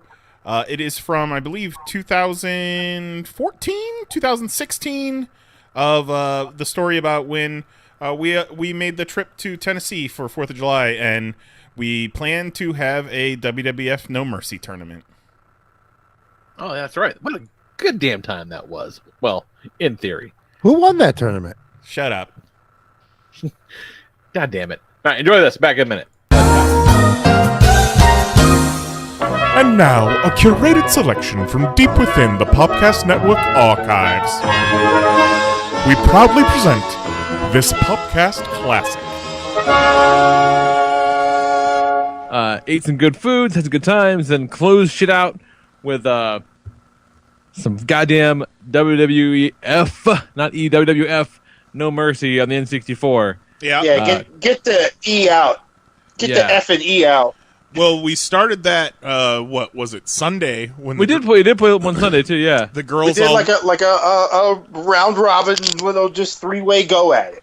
well. We're First, in this bit. Lee had to make his create a wrestler, and it didn't take very long, but for the time that he put into it, pretty legit Lee. pretty good. Made. It's solid. Pretty damn good. It was okay, not bad at all. Like he put some detail into it, but it wasn't. He didn't, stress over it. Yeah, were this going to be a regular occurrence, that shit wouldn't have flown. Obviously. Gotta put a little TLC into that shit. But I am the John Cena of losing No Mercy matches. Hey, but you know what? You put up a damn fight. Like, none of those matches were pushovers, I feel. Oh yeah, no, they were all legit for sure. Oh yeah, they were 2 well-deserved victories, folks. Well, let's be fair. I won the title initially, sir. So don't brag too much. That only means you were the first to lose it, because I hold that motherfucker currently. Jose winning the title is absolutely the worst case scenario. Oh no, that's the norm. That's the norm. I have the other title. I hold like shit. Beltray. So we got to tell this story. Speaking of, we had been planning on doing this No Mercy tournament. We didn't get to play nearly as much as we wanted to, but we had a great weekend. Not because we weren't doing shit. Right, we were doing all kinds of. We were having a great time. We got to spend a lot of time with each other. We didn't get to play as much, 16-year-old wrestling video game as we wanted to, but we got to play some. But before we left, I wanted to break out the system and double check everything, make sure it's working. First off, it wouldn't turn on. Well, it would turn on, but it wasn't showing up on the TV. So I was like, "Fuck!" And then I finally, hit the reset button 100 times, and I turn it on, and the game doesn't have any saved data on it whatsoever. Aww. So I start going through all of our memory cards, which we had probably a dozen memory cards from back in the day. With, each one holds like 16 creator wrestlers, and I'm going through each card. Some of them will work. and like I'll find one or two of my guys, and like half of them weren't working, they weren't reading. And I'm going through all these, and I can't find any of Jose's guys. I found his Ultimate Warrior, but I couldn't find his Macho Man or his Creator Wrestler, his Jose, or anything like that. And I'm going through all these memory cards, and I'm just sweating, and I'm just thinking, he's going to fucking accuse me of going in here and deleting his goddamn Creator Wrestler. Which I rightfully did as soon as I walked through the door. Exactly. So, was already at the house while I was doing this, and I'm pulling my hair out, and I'm telling her the situation. I'm like, you know what? I might just tell him that the 64 doesn't work at all, just so I don't have to deal with his conspiracy theories that I'm trying to fucking erase him from existence. Retcon El Jaguar from, the history books. Reigning champ El Jaguar. So he gets there, and I tell him the whole story, and he immediately starts busting my fucking balls. And then he says, okay, well, that title is now retired. That dies with El Jaguar. So yeah, because if the guy who holds the belt Shut up. can't defend the belt can't rightfully just be put up. Sure it can. No, not that belt. We That's gotta been get done the plenty of new times. belt. The title has been held by vacant a lot of times in real life. Yeah, and then I win it. All right, so he takes the better part of the afternoon Friday before he left to create his new guy, his new Guzmaniac. And I'm sitting there, and we're watching him make his guy. And I remember one of the last times we went up to Tennessee to visit the Rodriguezes, we stopped at this old school video game store, and I bought a cartridge of WCW NWO Revenge for Nintendo 64. And I'm just thinking to myself, like, where the fuck is that? Like, it should be with all the Nintendo 64 stuff. Why isn't it here? And it's just bothering me because after I bought that, I never got to play it again. So I'm thinking, and then I remember that there's a big cardboard box in Mary's closet that has like the boxes for the Xbox and shit like that. So I'm like, just on a whim, I go in there to check for it.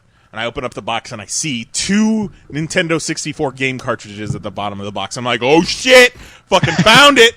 Pulled out. It be your I dream? I pulled out WCW NWO Revenge. I'm like, yeah, fucking got it.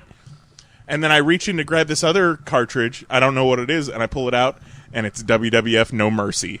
And I'm like, what? What is this? I don't ever remember having 2 cartridges of WWF No Mercy. Fucking bring it out. I hold it up to the crowd like it was Simba.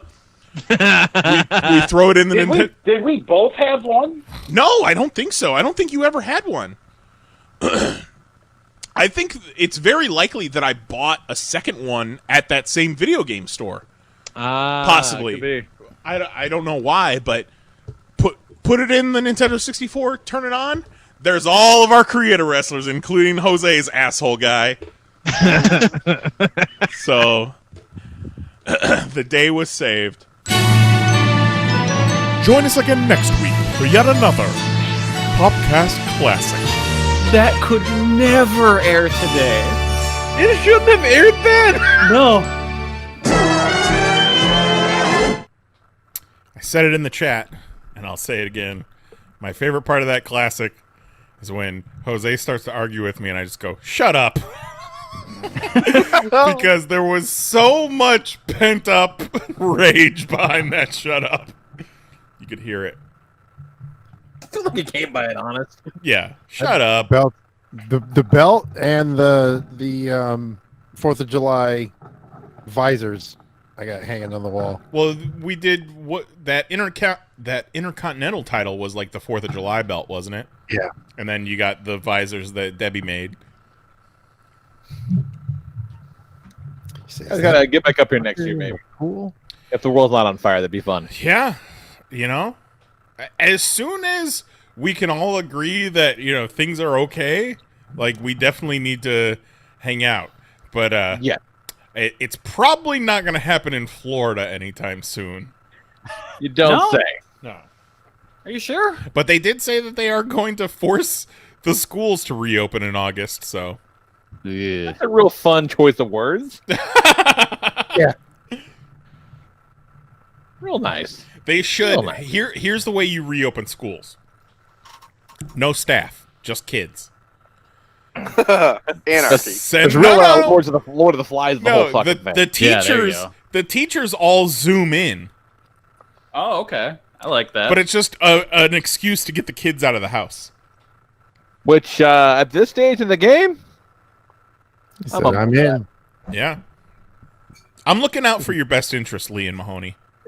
We got a lot of people on the local Facebook board bitching about wanting tax money back because the teachers aren't in schools teaching. And they had to pay whatever percent of their tax money to fund the schools, and they want that money back. I'm going to go on a wild limb here and say these are probably Caucasians. You mean the same teachers that come out of their own pocket to, pay for supplies? I think those... Yep. They're just... Yeah, they literally are typing, like, what's the gym teacher doing? It's like, I mean, you still have to pay the gym teacher, like... And come on, the gym teacher's doing the same thing he always does. Right. What kind of gym teacher? What kind Coming of up with fucking games, discount? telling the kids how to play it, and then standing back while they play it. What discount are you expecting to get on your taxes because the gym teacher isn't actually in a gym?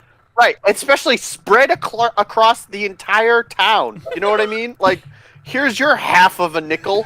Like... It's the fucking... No, they should just have a parade, and it's just a guy throwing nickels. They hand you a paper bag, and it says, "Sorry, avocado is hard to cut." Sorry, no gym. Here's 98 cents. just like half a roll of pennies. Yeah. It's so frustrating. It's this whole thing.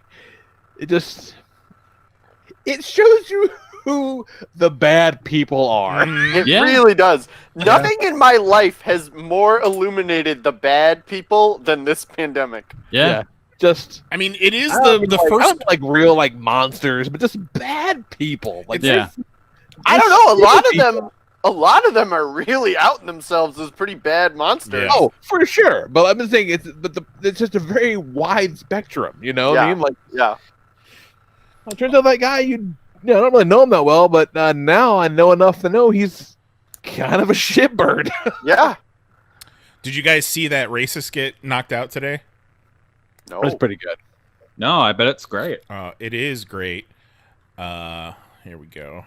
Just, before we start, the list here, there's never a bad time to watch a racist get punched. No, exactly. It sure isn't. Is it Hulk Hogan? All right. Did his eyeball pop out? They need to put it back in. Say it again. Say it again. Nah, bro. Oh, he's not going to say it this time. All right, I'm sorry. What did you call me? Not very brave anymore. I'm sorry. Say it again. I'm not gonna say it again. Say it again, bro. Who's talking to all you guys? Say it again. Bitch, stop playing. Stop playing with me, bro. Call me again, bro. What's wrong with you, bro? Don't be playing that shit. Stop playing, bro. The one guy picks up his beer. Then drop the red line. Stop fucking with me. Look at him smiling. Stop fucking with me, bro. I'm sorry. Say it again. I'm sorry.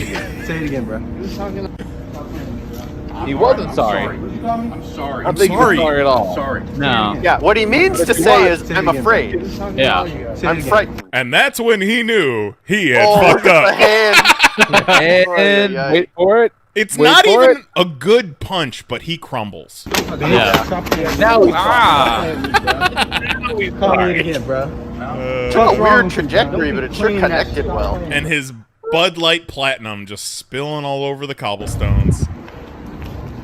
God the guy, bless you. His buddy rushes to put the beer back up before he even helps his friend off the ground. Priorities. He's like, stop priorities. wasting that. Yeah. Take your ass whooping like a man and stop spilling the beer. It's like, look, only one of these two things here is my bud.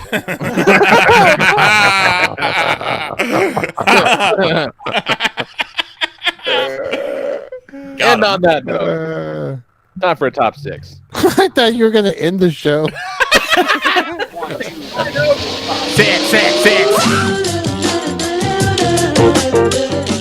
Top 6. 6. It's getting late. Let's get through these. Yeah. We got some good ones. You know how hyped I am for this top 6, Lee? I'm pretty psyched about it. Like Lee, I popped my shirt off. Were you alive in the 90s, Kelly? Oh shit. Kelly was born in 1992, Jose. Fuck yeah. Yep. I was really worried that because there's some stiff competition amongst 90s. Oh, yeah. That's the way. By the way, this week's top 6 90s action movies, and that's a stacked deck. And I was really concerned that it was going to be hard to get down to 6, but I made my first pass. I think I ended up with like 14, which is not 6. Right. But I tell you, 14. it fell real fast, man. Like once I kind of like, hey, yeah, no, bum. Like I'm talking a 5-minute second pass, and I had a rock solid 6. So it was, and they're all bangers, every one of them. So I have 27, Lee. So I don't know how you got to 6. they're just And all you deliver fire. them all in TikTok form. All fucking fire. Every one of them is a fire one. Yeah, I had to group all of mine by like themes, kind of. Yeah, I also have mine grouped. All right, starting off, going The Matrix. It's Nice. going to be on a lot of lists for Yep. sure, but rightly so. Like it's not very often that you watch a movie and it gives you something like you've never seen before, but then The Matrix gives you like 50 things you've never seen before. Yeah. And then one thing that you would see like 700 times later. I came out of The Matrix in the theater. I went to see The Matrix without really knowing much about what it was about at all. That's And I came out of that and was like, everything is different now. I feel like that's how the marketing kind of went, is they didn't give a whole lot away besides, showing you a couple of those crazy action scenes in the trailers. Yep. Man, it holds up. Like it holds up really well. First one, like it's a damn solid movie. It's good to watch even to this day. I remember coming out of it and being like, I would take the blue pill, because, like, why do I want to know that we're being used as batteries and then I gotta eat fucking this slop that comes out of a machine? No thanks. I'll take the steak with Joey Pants. Yeah, but it makes hard going to not take the blue pill. The red pill sucks. But it makes going in so much cooler. Because you just know because then you can push it to the limit. It's true. Next up, just made the cut in 1990. Total Recall. Fuck yeah. Yep. Checks so many 90s action movie boxes. Crazy over-the-top violence, bet your ass. The nudity in Total Recall is so gratuitous it needed an extra boob. Like they went so hard with the gratuitous nudity. They're like, nah, turn it up a notch. Great one-liners, big action, big explosions, good set design. It's one of those quintessential Arnold movies from back in the day, hands down. Yep. Next up is a movie nobody gives a shit about but me. The Long Kiss Goodnight. I wouldn't be so sure if one. it's just you. Fucking love that movie. No one talks about this shit. Sam Jackson and Gina Davis. It's a big dumb action movie written by Shane Black. He wrote Lethal Weapon 1, 2, and maybe even 3. Wrote Iron Man 3, directed Iron Man 3, wrote Kiss Kiss Bang Bang. Big fan. Did he? So it takes place during Christmas. Did he write Predator, or he was just in Predator? He was just in Predator. Okay. He did not write Predator, but he did write and direct Predators. And I would like to see his version of that movie because it ain't the one that we saw. Free tickets to Predators. Even so, please. Predators still is pretty good. Lee hated Predators. Like Predator, but you saw fucking pictures on the internet of like predators and tanks and shit, and that looks like way more fun than whatever they put out. Oh, I did not know about that. Oh yeah, there's like an entire subplot where like some predators join up with the military and fight the Alpha that they just left out. So I don't know what the hell happened there. Nenim lost in the chat. brew. Nenim lost in the chat, coming out of nowhere with some love for the Long Kiss Goodnight. Yeah, Long Kiss Goodnight. Love it. I still remember the scene when they strap her to that like water wheel. Yeah. Torture her. One of my favorite bits is when she she's badass now because about this. She's an amnesiac teacher that finds out that she's like, she's in a car crash and memories comes back and she's like a CIA assassin or some shit. And she's gone through her transformation. She's a badass again. She hops the fence, in her backyard, and there's like the neighbor kid, and he's leaning against the back of the fence smoking a cigarette. And he looks at her like, holy shit, it's fucking Mrs. Whatever fuck. And she's got like a machine gun in her hand. Just kind of hit of that. And he, shaky hands you the cigarette, and she takes a drag, and she hands it back to him. She goes, thanks. And if you tell anybody you saw me, I'll fucking kill you. And runs away. Yeah. In her hand. Fucking great. That movie is great. Great soundtrack. Good soundtrack. It's awesome. Nia Cherry, I'll save it. Speaking of good soundtracks, first Blade movie. Fuck yeah. Yep. Killer soundtrack, great action, more good one-liners. Launched the comic book movie by tricking people into watching a comic book movie. They had no fucking idea. Yeah. Another one that I walked out of and was like, nothing's the same. Yeah, for real. Like, it was so good, and it's like, that was a comic book movie. That was a Marvel movie. Like, yep. Imagine what the future will hold. Yep. Punisher Warzone. I feel like that's the movie I walked out of, and I said nothing's the same again. Yeah. I feel like I saw that with Jose, but I'm not 100% positive. It checks out. Another Wesley Snipes joint. I'm gonna say probably. Yeah. More Wesley Snipes joints. Demolition Man. Oh, Fucking love Demolition Man. Simon Phoenix and John Spartan are like the archetype action movie bad guys and good guys. The environment they're in is insane. Like they're foils against everyone and everything else in the fucking movie, and it's great. So much fun. Have you seen Demolition Man, Kelly? No. Oh boy, it's fantastic. It's so fucking great. Wait, what was that? Say that again. It's fantastic. Thank you. Thank you. And then lastly, Last Action Hero. More Arnold and more Shane Black. Shane Black wrote the script. Oh wow, I did not realize that. Underrated. Ahead of its time. Dude, I was shocked. Like as an adult, like the internet starts coming out, whatever, and you can read about movies. It blew my mind that Last Action Hero isn't universally hailed. Like people didn't like it when it came out. A flop. Boggles my fucking mind. Last Action Hero is like, God damn it, I had it. It's like Nevermore. God. It's kind of like Ready Player One of its time. It's just so like dumb and clever, hyper meta. More epic. God damn it, that's what it was. Well, what was it? It's supposed to be like a takeoff of action movies that Shane Black fucking wrote basically. So it takes the piss out of himself in the script. It's got a cartoon cat, for Christ's sake, for no other reason than it was 1993 and had to have a cartoon cat and then to make the joke. Voiced by Danny DeVito. And that's all kinds of crazy like cameos and stuff when they get into the real world and like at the movie premiere, like there's Arnold looking at Slater like you're the best impersonator I've ever seen and shit like that. Like it's so much fucking fun. Stallone as the Terminator 2 in the blockbuster. Yeah. Stallone is the Terminator, and he's like, I love this guy's movies, all this shit. Little Danny's looking around the blockbuster, and he's like, "Don't you notice? Everyone here is hot." Yeah. He's like, "What's the number to this store?" She's like, 555, whatever. He goes, "Uh huh." And what's your home phone number? And she's like, 55. And fucking Slater writes it down.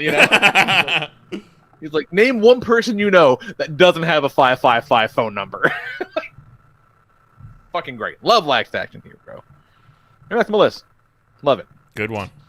They're all winners. Every one of them's a winner. Yeah, I think every single one of those, besides Long Kiss Goodnight, are on my list. No shit. Yeah, no shit. Yeah. No, Lee has my list. Ooh, love it. None of my movies have been chosen yet. I'm excited to hear about it. What's on Discord, Knize? All right, we got Rob checking in first. His honorable mentions include Hudson Hawk, True Lies, Last Action Hero, and Gross Point Blank. All are great, but True lean Lies. more toward That's good. comedy than action, in my opinion. Yeah, True Lies. I don't think I saw Gross Point Blank on that Wikipedia list of 90s action movies. I might have shouted that one out, too, because I love Gross Point Blank. Another great soundtrack. Yeah. And it's John Cusack playing a hitman, and then he goes back to his high school reunion. Really cool.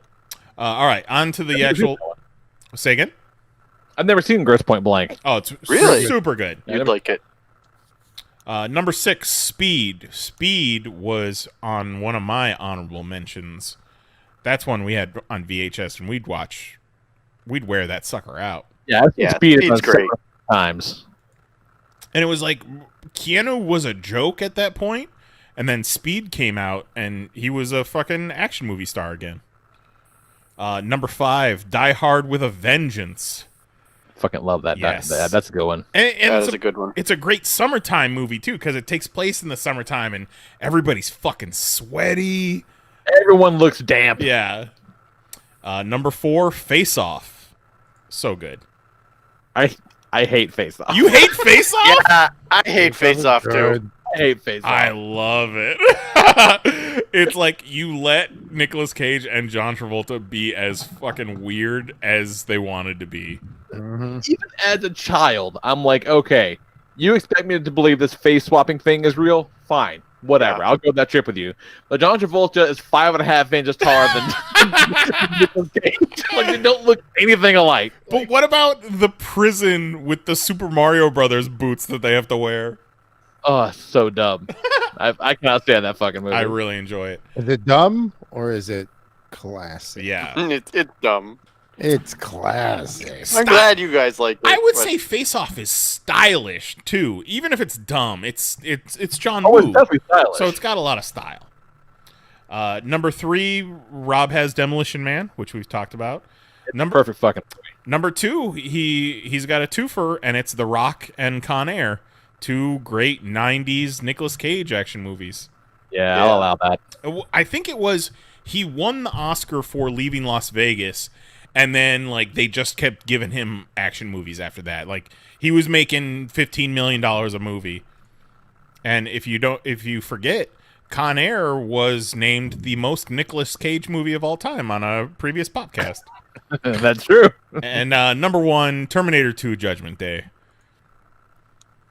Yeah. Which is you cannot fuck with that movie. I sat down to make my list and I was like, I don't know how anybody can not put Terminator 2 at the top of their list. Right. Because, like, it is just the quintessential 90s action movie. Well, I mean, the lists are supposed to be personal, so I think it's right. It depends on what you like. What do you enjoy watching more? What have you seen more? What can you quote more? I then did not put it at the top of my list, but I still thought, how could anybody do that? Yeah. I have seen 0 movies on Rob's list. Wow. You haven't seen Speed? No. Oh, you should watch Speed. All right, now what you got, Jose? All right. Let's talk about some shout outs, baby. Comic because I count these more as comics and not action movies. I think of action as like, shoot 'em ups and old Schwarzenegger, Commando, Predator. So Blade and the Crow, loved the shit out of them, but I count those more as comics. So shout out to my 2 comic movies. And then I got my oldies still doing it, Hard Target and True Lies. Shout out to my Van Damme. I mean, they weren't that old back then. Oh, you're saying now that they're old and they're still doing it. That's like prime time, yeah. Yeah, because and imagine that Hard Target was a movie. What's his face played second fiddle to Van Damme. What's his face? Darkman. Oh, Liam Neeson. Yeah, he was his brother. Oh shit! And he played a Cajun, and everybody wanted him to play Gambit after Hard Target. But he played the brother that got murdered that started the whole thing. And shout out to my numbers and abbreviations. We're going to go MI1, ID4, Fifth Element, and T2. The first Mission Impossible movie is my sole shout out. Like, almost perfect. I'm not Love that movie. I don't really keep up with the Mission Impossible movies now, but that first one was solid. Yeah. See, but I count the first one. See, and that's where Mission Impossible 1 I didn't consider an action movie. I consider that a nice spy thriller. But the franchise no idea how turned email in. works. Yeah, the second one definitely went into more action movie territory. It was directed by John Woo. Yeah. Fucking John Woo. Them's my shout outs. All right. So I kind of went more in order of year, not so much my top 6. Okay. Word. Okay. Starting it off in the 90s, fucking Total Recall. Mm-hmm. The trend, Total Recall set the tone for the 90s, the Attitude Era. They said 3 titties popping it out for 10 years straight. They popped out them titties so hard, we can't do anything now. Sharon Stone didn't actually get nude in that movie at all, but man, she almost did. Yeah. For 9-year-old Knize, oh, that was something. And that also leads to my favorite dub, cursed dub. It was like TNT or something. It was that Sharon Stone part where like he's figuring out she's not bad, and she says something to him, and he's like, bullshit. But we're watching it, he goes, baloney.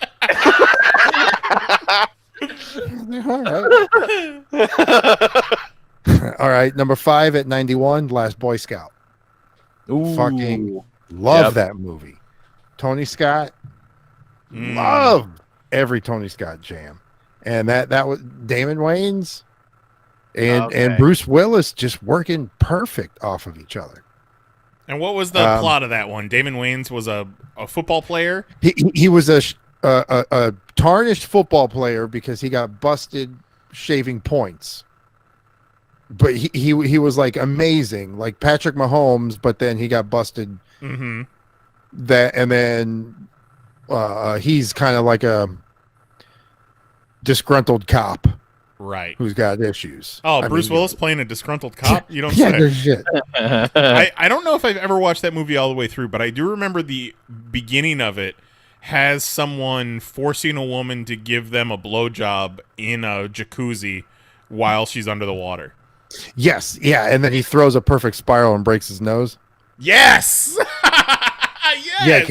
Yeah, because they're arguing, and the two guys are arguing, and to prove his point, he grabs the girl's head and puts it underwater and keeps looking at Damon Wayans and like what the fuck you gonna do about it? Mm-hmm. He fucking turns around, pegs him right in the nose with the ball. And fucking real aggressive. Ragoos him all over the jacuzzi. At number Imagine 4, somebody forces your head under the jacuzzi. You're already like not pleased, and then it fills with blood because they break his nose. And you're like, ugh. You're like, it's in my mouth. Can I come my up? Eyes, my hair. Just in case you're wondering, Shane Black wrote Last Boy Scout. Oh, there it is. I got a two for Woo. Face Off, his American movie, and which may have been his first American, like his mainstream American, possibly, yeah, debut, because he did that, and then he did Arrowhead, the one with Christian Slater and John Travolta. That was after Broken Arrow. I don't think that was a John Woo movie. I think so. I think that was Woo. I love Broken Arrow. But I think Broken Arrow was after Face Off. Yeah, you're right. It is directed by John Woo. But I got Face Off and Hard Boiled. Face Off was 97. Hard Boiled was 92. Chow Yun Fat. That was, yeah, my just a fucking great gunplay, great scenes, great action, and then jumping through the air with the double guns. Yeah, sliding down like stair banister, shooting and shit. Great action scenes. Doves all over the place. Got to represent that 95 with some Desperado. Oh, wow. Fuck yes, Desperado. Fuck yeah, Desperado. That's that a movie. That's a slow burn, and then it just fucking gets wild. And Selma Hayek like primo. But that's the sex scene is actually a body double. Hey, Really? Yeah. she sold it. But yeah. Real good double. Mm-hmm. Number 2, Long Kiss Goodnight. Fucking love that movie. Shit, yeah. Oh, not so much number 2, but 96. So 96, Long Kiss Goodnight. Fucking great soundtrack. The first song for the credits, Nia Cherry, which is pretty much an answer to James Brown's "It's a Man's World." Listen to those two. Listen to James Brown, "It's a Man's World," and then listen to Nina Cherry's "Woman." All right. Back to back. It's like her answer to, like, you know, it plays the same way. Great fucking soundtrack, great movie. Sam Jackson's great. Love when she kicks him out of the car and just takes off. And he's on his back hurt and he just fucking lights a cigarette and she reverses real quick. Great movie. Great. No, it's so good. And then we're gonna go and breaking it down. 1999, Boondock Saints and The Matrix.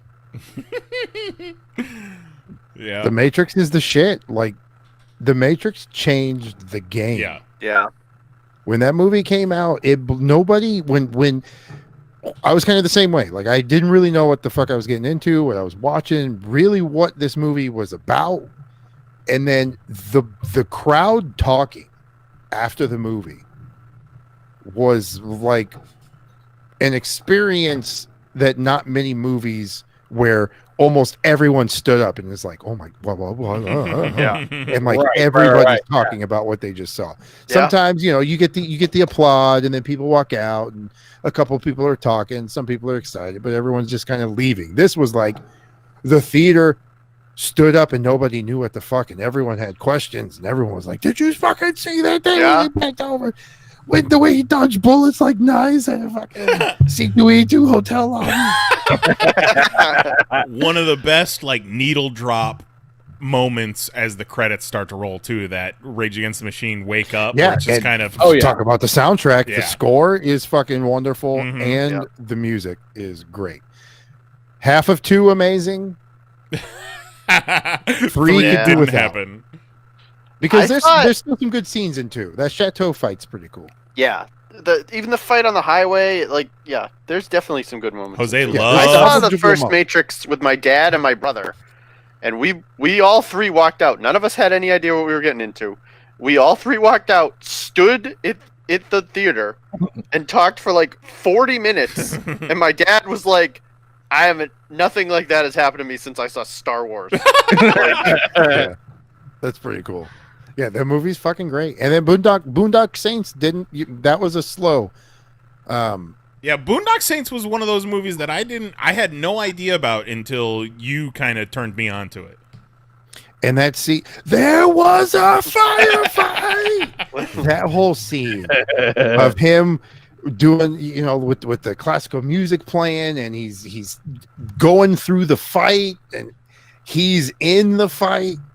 A fucking great movie. And Part 2. We They got tried. interviews with all 3 of those dudes at that Spooky Empire show. Yeah. We got Regis and Homeboy flicking us off. Was Yeah. that the same year Jake the Snake shoved the sign up your butt? Probably. I believe it may have been. Yeah. That was a good year. That's all. So, yeah, I mean, pretty much every movie Lee listed off, I was like, God damn, that's on my list. This motherfucker copied my paper? You're a man of refined taste. I really enjoy Boondock Saints. I haven't watched it in a while, but it definitely has a weird vibe now because bros have kind of taken it over. I was going to say the same thing. They Yeah. kind of stole it from us, I feel It like. became Yeah, a bro movie. It hit that hot topic culture. It's Yeah. always had that vibe if you are in the Boston vicinity. Oh, is that God, right? yeah, I can That's assume. why. Knize is like, I didn't even know about Boondock Saints until Jose told me about it. I'm like, well, then you are not from up here, that's for sure. I was missing Mahoney the other night, so I watched The Town on Netflix. There you go. I love The Town. It's very good. Sounds I had never great. seen it It's before. very good. That's another movie I have, and I still haven't watched It's it. really good. Very good. I'll get to it. It opens up and it's got some graphics on the screen. It's like you know, this town in Massachusetts is known for bank robberies, and Mary sees that, and then she just left. She's like, I'm not into this at all, so I will see you later. The town has Hawkeye, Fenway Park. Like, what's not to love? Mm-hmm. Gossip Girl playing a whore. Bastard. Yeah, that chase scene through those streets, like, first of all, that's exactly what it's like driving in some of the parts of Boston. Those tiny ass little streets. But that's a cool scene. My favorite scene is the one where the guy's walking through the park and his GPS keeps telling him to go the wrong way. They keep showing these aerial shots of Boston. I'm like, oh, that's the bridge where Mahoney takes us. I know that. That's why you can't drive on this fucking place, because it's horrible. All right, I was about to skip him, but I'm not going to. I fucked up. J-Pop is next on the Discord. He says, shout out to Broken Arrow. He watched it like 60 times and he was 6. And Lethal Weapon 3 and 4 and Starship Troopers. Broken Arrow's really good. Broken Arrow's really good. Number Broken 6. Arrow's on my list. Yeah, that's where John Travolta was playing around with what type of goatee does a bad guy have. Speed. It's got bombs, Keanu, Jeff Daniels, and public transit. Number 5. Hard to kill. Seagal just whooping ass. Oh my God! You forgot. Shout Seagal. out to every Steven Seagal movie before, Well, like number Prime 4. Seagal. Well, number 4. Under Siege. More Seagal just whipping ass, but on the sea. Oh, Erica Laniak from Baywatch popping out of a cake, topless. Yep. Happy birthday, Mr. President. Number 3, Demolition Man. Number 2, T2 Judgment Day. And number 1, Con Air. T2 is an objectively better movie, but Con Air is just big, dumb, and trash with an attempt at a transcendent performance by Nick Cage when someone should have reined him in. Transcendent? Please put the bunny down. Put the bunny back Nicolas in the Cage was not sure what he was doing in that movie. No one was sure what they're doing in that movie. There's a bunch of blow woke up. This is the character I felt. But what a cast. Award winning. Great cast. Fuck it. Real quick. Ben, shout out to T2. The franchise is all downhill from there. And Con Air. And he says, drop the bunny. Number 6, Face Off. This movie should have been awful, but Cage, Travolta, and John Woo made it work. Disagree, Ben. I can't believe you don't like Face Off. Yeah, I believe it. Both I don't of like you. it at all. Yeah. Fist bump, Mahoney. It's first time I saw it, even as, whenever that came out, I watched it for the very first time. I was like, oh, this is not good. This is a flawed premise. Yeah. Number 5, Point Break. We wouldn't have the Fast and or Furious franchise without this Catherine Bigelow masterpiece. I'm an FBI agent. I do love Fast and or Furious. That should be like the 11th sequel. Fast and or Furious. Number 4, Demolition Man. As 90s as it gets, delightfully goofy. Its portrayal of the near future is damn near quaint. And Dennis Leary's in it. And Number 3, Dan Cortez from MTV Sports. There you go. Number 3, Total Recall. Paul Verhoeven style ultraviolence and some of Arnold's best/worst one-liners. Here's a new one. Number 2, Deep Cover. Undercover cop Larry Fishburne takes on crazy drug lord Jeff Goldblum. Yep, they play a good game of slap hands in the backseat of a car. Where, and then I think he throws them out the car. That movie is pretty good. Soundtrack by Dr. Dre, who at the time I thought was the Yo MTV Raps guy. Yeah, and I think that soundtrack was the first song Snoop was on. Oh, no shit. Yeah. And then number 1, The Matrix. There's probably no more influential action film of the decade that was to come. All right, Knize, what you got? All right. Drop that list on us. So we already talked about Mission Impossible. That was my one shout out. So my number 6 is The Matrix. It's the new metal of 90s action movies in that it revolutionized the genre and then was overrun by embarrassing ripoffs. Points off for Matrix Reloaded and even more points off for Matrix Revolutions. Number 5, I'm going all three of the 90s Nicolas Cage action movies. It was the 90s Nicolas Cage action movie renaissance, and we're talking The Rock, we're talking Face Off, we're talking Con Air. Also, shout out to Broken Arrow. Even though it's not Nicolas Cage, it does have the connection because it's John Woo and John Travolta. A great Wilhelm scream for... Oh, no, it wasn't a Wilhelm scream. It's that other scream that they do in movies where it's like, "Wah!" Like sounds like Colossus from the X-Men video game, but it's Wilhelm 3. It was when Howie Long fell off the train tracks into a ravine. Remember Firestarter? I didn't see it, but I do remember it. It was the Howie Long movie.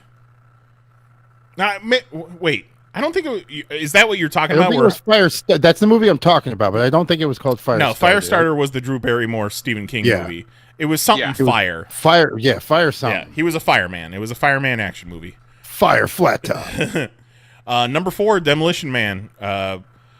Great combination of action, comedy, world building, amazing cast, extraordinary villain. I think I would take Simon Phoenix over Blade any day as far as Wesley Snipes' performances. And it has to be my all-time favorite Stallone movie, Demolition Man. Wesley Snipes is having so much fucking fun in that movie. Yes. Like, he's having a blast. From the hair down, it's all fun. He sat in that hair stylist chair on day 1 of pre-production. He's like, let's go fucking nuts, lady. Number 3 is my love letter to 90s action movie sequels, which were all more hardcore, wild, and violent than their predecessors. There's Predator 2 with Danny Glover, where he's fighting drug lords in L.A. That one just barely made the cut. Yeah, that movie was great. RoboCop 2, where they put the brain of a psycho drug dealer into a new robot unit. And what could go wrong? And FX2. I don't know if you guys have ever heard of FX or FX2. Yep. I haven't heard of that in holy shit forever. Wow, good cut. I saw FX2 in the theaters without ever having known about FX1. And it's Brian Brown, who was in Cocktail, and Brian Dennehy, who was Tommy Boy's dad. And Brian Brown is a movie FX guy. Who was Tommy Boy's dad? He was Tommy Boy's dad. Come on. I mean, he was. I mean, when he died, most notable role. Yeah, when he died, that was like one of the top 3 roles people mentioned was First Blood, Tommy Boy, and then whatever the fuck else. So Brian Brown is a movie FX guy who helps the cops with stings or cases or whatever. There's an animatronic / motion capture clown puppet named Bluey. And this movie came out at the height of my fear of clowns, so it has always stuck with me. And FX2 was one of those movies that would come on local TV Saturday afternoon, so I'd watch it 100 times. Really, the setup, the Act 1 of FX2 is there's a guy murdering chicks. And so they get one of the cops to wear prosthetic titties, and they do all kinds of cool special effects stuff to make this murderer think that there's a woman there to be murdered, but really it's a cop with titties. Oh, he's going to be so mad when he finds out. And then my number 2 is dedicated to Arnold. And what better way to start out my number 2 than with Terminator 2? Another one where I saw the sequel and loved it well before ever seeing the original. I didn't see the original Terminator until I was an adult. Super groundbreaking. We talked about Last Action Hero. Came out 20 years too soon. It would have made huge money if it were released today and not a week after Jurassic Park as it was originally released. So yeah, it kind of got overshadowed a little bit in the summer of 1993. And then True Lies is probably my favorite spy movie, but without a doubt, no matter how great all those are, my all-time favorite Arnold movie is Total Recall. Just infinitely fun and rewatchable. Get ready for a surprise. And that's the thing. I know Terminator 2 is a better movie. A better, well-made movie, crossover potential, but Total Recall. put that in my grave with me and just play it on repeat. And then my number one goes out to Bruce Willis. He started the decade doing weird shit like Hudson Hawk, which I love, and then ended the decade doing big budget stuff like Armageddon, which I also love. Oh, this guy fucking loved the shit out of Armageddon. Oh my god. Loved the shit out of Armageddon. But my favorite 90s Bruce Willis movie and the best Die Hard sequel is Die Hard with a Vengeance. It's a down on his luck John McClane with a fucking migraine. Sam Jackson yelling in his ear.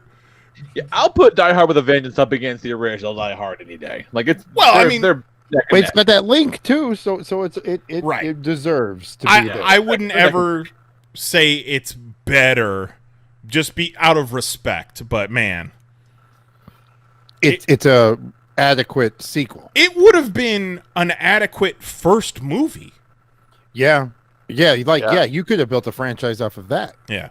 Jeremy Irons is Hans Gruber's brother. I love the whole puzzle quest nature of the plot. He's got him running around the city. The bit with the water jugs. Like, every time I watch it, I'm like, I know how to solve the puzzle. So yeah, Die Hard with around the city just to be a dick, just fucking with him all day. Like Die Hard with a Vengeance is without a doubt my number one 90s action movie. Bless you. That's solid. Who's next on Discord, Knize? Oh, let me read my wife's list. She put this together real quick before the show, so she didn't really elaborate, but I can elaborate a little bit for her. Number 6, Tank Girl. For women now, Jesus Christ. Well, I mean, I can at least speak for my wife, can't I? Number 6, Tank Girl. Tank Girl. Yeah. That's a weird fucking movie, you guys. It is real weird. It is on Netflix right now, and we've almost watched. What is Lori Petty been? Was that at C2E2 or that first Wizard World show where we asked people that? Yeah. I want to say Wizard World. Yeah. Yeah. Because she canceled. Didn't she cancel? So then we were asking everybody, pop quiz, where the fuck has Lori Petty been? I don't know. It's just because no one had seen her for so long. Because I remember asking, one of us asked, where the fuck's Lori Petty been? And this one girl was like, I think she just bumped into me in the lobby. Yeah. Number 5, Independence Day. Good pick, especially this time of year. We were talking in the Discord about, I think it was Shark who said, what would be your 3 movies you would watch on 4th of July? And I had to throw Independence Day on there. Yeah. Welcome to Earth. I also don't like Independence Day. Don't care for that. Whoa, what? No. I walked out of Independence Day feeling like we fucking did it. Yeah. I feel like Independence Day was the first movie, even after Jurassic Park, it was the first movie where I felt like it was a cultural event. I remember being let down by it as a kid. Just be like, hey, wow. Fucking... Because you get, you give me like 8 fucking high expectations as a kid. Come on now. Yeah. I want to see Will Smith fight an alien. And you get to He see did fight an alien. He punched him right in the face. And what did he? One time you see one, really. What did he say, Kelly? What did he say? Welcome to Earth.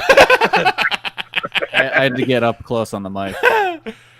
Mary's number 4, which surprised me because she is terrified of tornadoes, and it is Twister, which is great.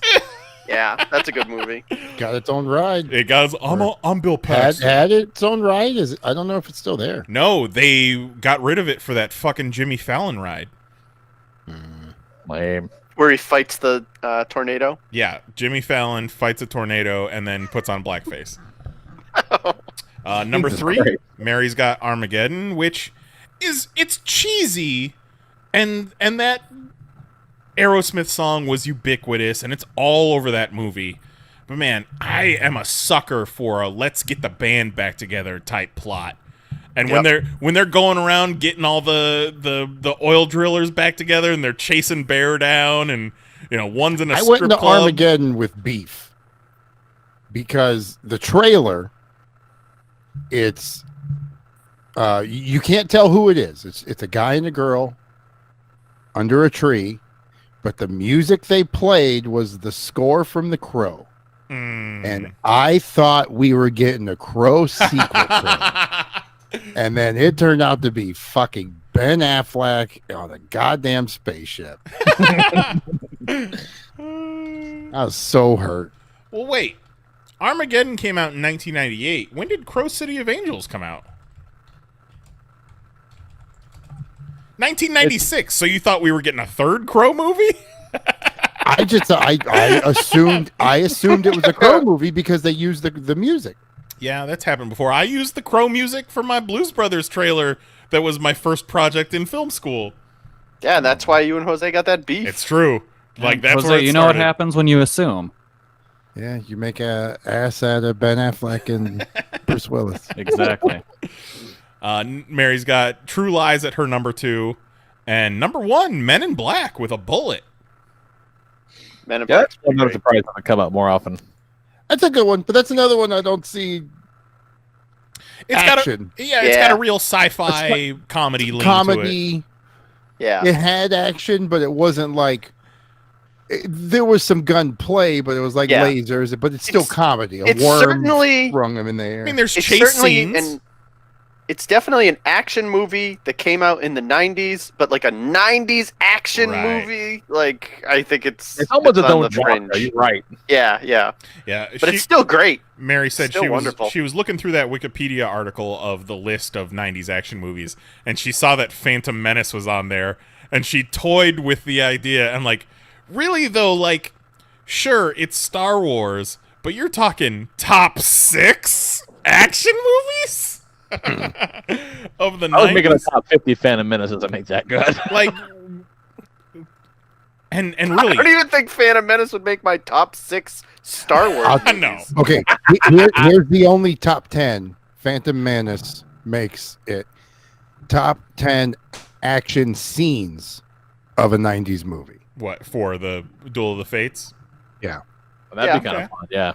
So yeah, kind of like what Jose said, where he left like the superhero movies out of it. I kind of did the same thing. Like, leave the superhero movies out, like the Star Wars movies, and just go straight up action boys. Yeah. Speaking of action boys, I am very interested to see what Kelly's put together on this list.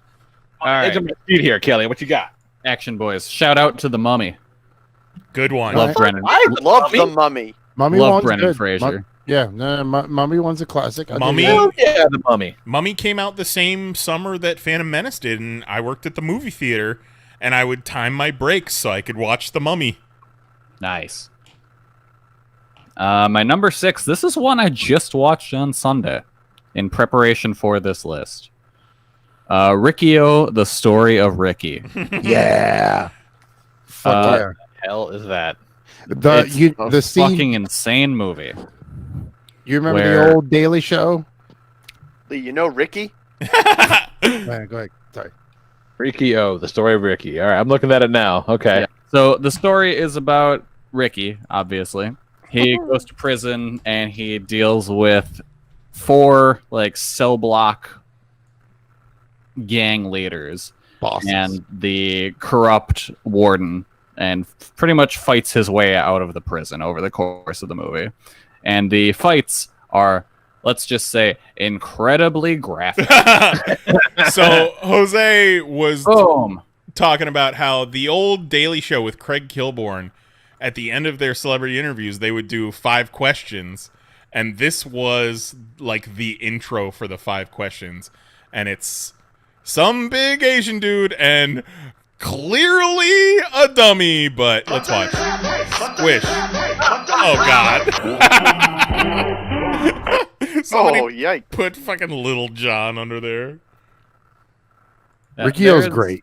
There's a part in that movie where Ricky's kind of like grappling with a dude who had gotten his like stomach gashed open, and the dude grabs his own intestines and chokes out and tries to choke out Ricky with him. Holy shit. Zero in the chat says Lee needs to watch Riccio. It's Japan shit crazy.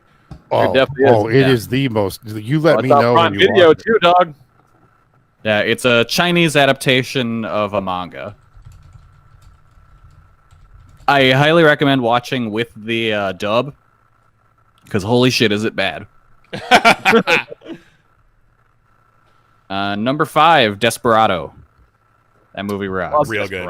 You know Love what? that movie. Not 90s action movie, but I really loved Once Upon a Time in Mexico too. Yeah, no, that movie's great. Dude, that one it gets really weird, man. Sure. And, Yeah, like it's really good, and then it just like goes right off the fucking rails. Yeah, but like, that was it couldn't They really all get the kind of knife do, though. poked out. Yeah, I like that about it, though. All of those Desperado movies do that.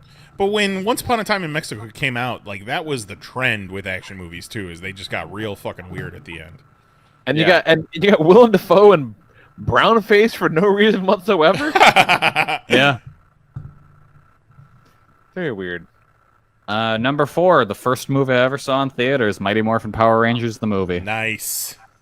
Hell yeah. I tried to convince JM to come over to the Discord and participate in the top 6 this week, and I used a GIF from the Power Rangers movie as like a little bait. Number 3, Small Soldiers. Oh! Nice. I almost had a shout out to that. That movie rules, and I haven't seen it in nearly long enough, so I need to find where if it's streaming somewhere, or just track down a DVD. Real good. Yeah. Number 2, I'm going with the entire Gamera Heisei era trilogy. Those movies are all fucking awesome. Some of the best giant monster movies. Gamera is my favorite kaiju. Yep. And those movies, all the effects still look incredible. Like, I highly recommend those 3 movies. And then my number 1 movie I'm kind of surprised hasn't really been listed yet. From Dusk Till Dawn. Oh, yeah. I wouldn't have even thought. I would have, How the hell? Yeah. Qualify that more as a horror movie, but yeah, for real. Yeah, because the second half is just straight up action. Yeah.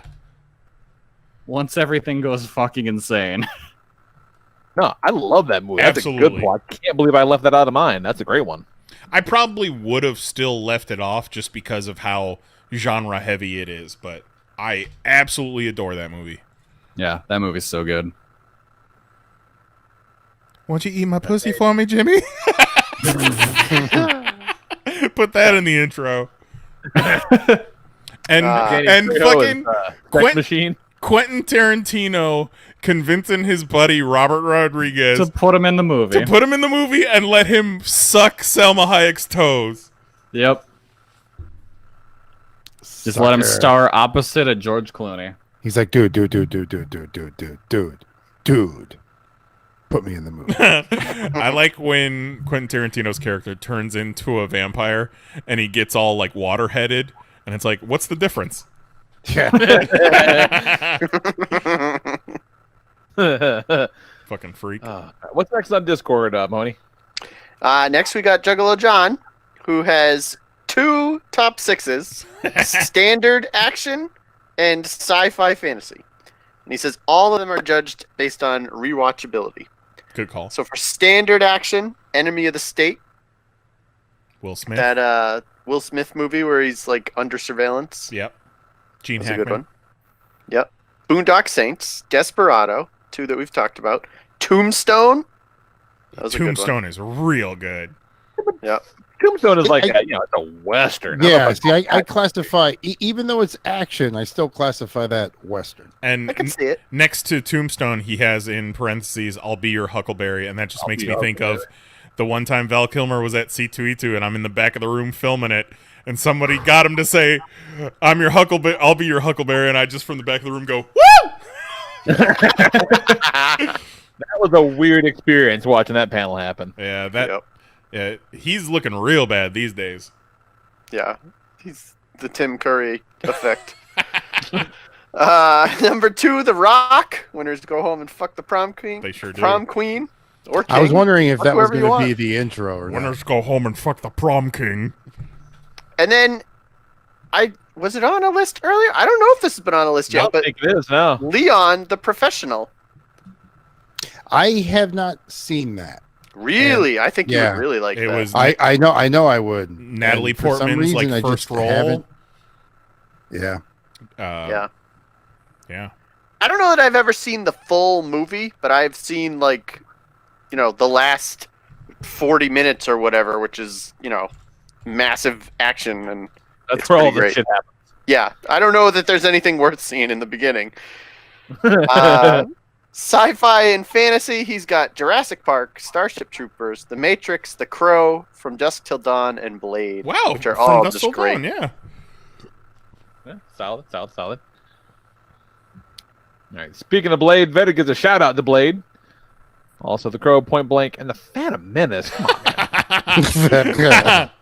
But it only gets a shout out because it has Star Wars in the title. I guess. Number 6, Dragon, the Bruce Lee story. Movie about the greatest action star ever. Number 5, Desperate Measures. A guilty pleasure of mine that has Michael Keaton running from a group of cops that want to kill him and one rogue cop who needs to bring him in alive. I haven't heard of that movie. I don't think I know that one either. Oh. Number 4, Young Guns 2. Great sequel with an equally great soundtrack. Another one where I saw the sequel before I ever saw the original. You don't need to see the original. Like, it's just better. Yeah. Lou Diamond Phillips going off on like a peyote trip. Yeah. That part was great. Chavez! Fugitive. Excellent cat and mouse movie. No, I don't know if I call it an action. It's a great movie, though. I mean, Love that movie. When he has to jump off that train, that's action-packed. Yeah, it's definitely an action movie. Fair enough. Number 2, Braveheart. One of the greatest movie speeches ever, and the film I quote daily. Directed by a racist and a misogynist. Allegedly. Starring Allegedly. a racist and a misogynist. Confirmed. And number 1, Matrix. Truly a game changer, it says. Love it. What we got next, Mahoney? Next up, I we got haven't read a Kristen. list. I want to read a list. Oh, all right. Read it. Take it. All right. Read Kristen's. Kristen's list. Do your list. My faves as a kid. Jurassic Park. I wasn't allowed to see it in theaters, then became obsessed when I finally saw it. That is very similar. I never saw it as a kid because I love dinosaurs, and my parents were afraid it'd freak me out. So they didn't want me to just like start hating dinosaurs for you. Yeah, exactly. Yeah. So that I didn't see that movie for years. I think I might have seen Jurassic Park 2 before Jurassic Park 1. And that's a inferior sequel for sure. It's inferior, but I still love The Lost World. Yeah. But it's also very much my shit with a giant lizard rampaging through a town. Yeah, and they even got a bunch of Asians running from it. Yeah. Back to Christian's list. Mortal Kombat and Annihilation, rental go-tos. Mortal Kombat Annihilation is one of the worst movies ever. Annihilation is regrettably terrible. That was one of the movies that was like, oh shit, here's Noob Saibot. Oh shit, he just fell down the hole. But man, that original Mortal Kombat, real good. I need to watch that. I haven't watched it since I was a kid. The fucking music to that God damn it. I love when Jose just burns out. That's like, you all right there, buddy? Reptile. Yeah. That reptile fight song. That you can like it's a solid adaptation of like that first the first game or whatever. It's fine. And then Annihilation just sucks. Like it's good for like characters per square foot. Right. But and they like fucking put Nightwolf in the movie for 40 seconds, and he says the word animality on film, and you're like, ew. It's a very sexy movie. Everyone in it is very sexy. Yeah, they even decided that Raiden wasn't sexy enough and made him Harry from Dexter. Yeah. They didn't make him an Asian guy. They definitely did not. They recast him, still kept him as a white dude. That checks out for the 90s. And then he got like a makeover where he wasn't wearing the hat anymore. He's like, I'm cool young Raiden. What's up, kids? Hello, fellow Mortal Kombaters. T2, watched this with my dad a lot. GoldenEye, my first Bond. Solid Bond. That's a great Bond. Eraser, the line, "You're late, traffic," still rattles around in my brain to this day. I'm honestly surprised Mahoney didn't mention Eraser, because he brought it up last week I after the haven't show. done my list Yeah, yet. Mahoney hasn't done his list Oh yet. shit! Sorry. Right. Batman and Robin. My parents splurged and got advanced screening tickets, so I saw it a few weeks before the national release. I loved it. I had shirts, toys, the making of book, those Taco Bell character cups. It was a movie with Poison Ivy and Batgirl. That's all I needed at the time. I think that's Bless great. your heart. You and I had very different experiences. I think Batman and that's Robin. great. I feel like Batman and Robin came out at a time when Kristen was exactly the right age for Batman and Robin. Yeah. And I love it. Yeah, we had opposite reactions. 'Cause my first thought was, you saw it before, you could have warned us. I stayed up like the whole night the night before reading the like novel adaptation, and was like, we went to the theater and I was like, guys, I read the book last night. I really think we're gonna dig this. And then I was like, oh no. I remember I hated Batman Forever, so I was going into Batman and Robin with low expectations. And my mom said something like they were talking about it on Good Morning America, and she's like, "Oh, they got an English bulldog in this movie. You're gonna love it." And I was like, "Oh, an English bulldog, great." And it, Nice. His mom is Miss Piggy. Hi-ya! And the English bulldog's in it for literally 3 seconds, peeing on a fire hydrant while Mr. Freeze freezes the city. Another Arnold movie. That's right. All right. Mahoney, what you got? All right. I'm sorry. I have a couple of shout outs that I need to get out, including these ones that were on the list that I looked up for 90s action movies. I don't consider them what I would call a true 90s action movie, but they are great. Mhm. So, Blade, The Rocketeer, Independence Day, Mission Impossible, GoldenEye, Heat. Heat is amazing. That movie is wonderful. Heat is definitely an action movie. It's not really though. It's like a heist. Like there's action in like it. one great action scene. Right. Exactly. But the movie's not an action movie. It's a lot There's of talk. 15 minutes of amazing action, but it's not action packed for sure. Yeah, that goes on the same list as Duel of Fates. Yeah. First Night with Richard Gere and Sean Connery. Oh, wow. That movie's great. I love that movie. Love that movie. And we've talked about it a couple of times, and one of these days we've got to sit down and watch it. The 13th Warrior with Antonio Banderas, where he like finds himself in this town fighting off these like nightmare demons with all these other warrior types. Yeah, like weird zombies. Yeah, absolutely wonderful. I used to watch that all the time. These movies are phenomenal, but I went with my list with movies that I watched over and over and really loved. Mm-hmm. But these are unquestionably wonderful 90s action movies. Terminator 2, Speed, Bad Boys, Die Hard with a Vengeance, The Matrix. Like, those are great. Everybody loves those. For my shout-outs, Broken Arrow, which we've talked about a couple of times. That was great. True Lies, The Rock. All three of those are great. Assassins with Sylvester Stallone and Antonio Banderas. Yeah, That's a good one. That's a good great Who was the movie. girl? Who was the girl? There was a Julianne girl Moore. too. Wasn't I don't remember. Julianne Moore.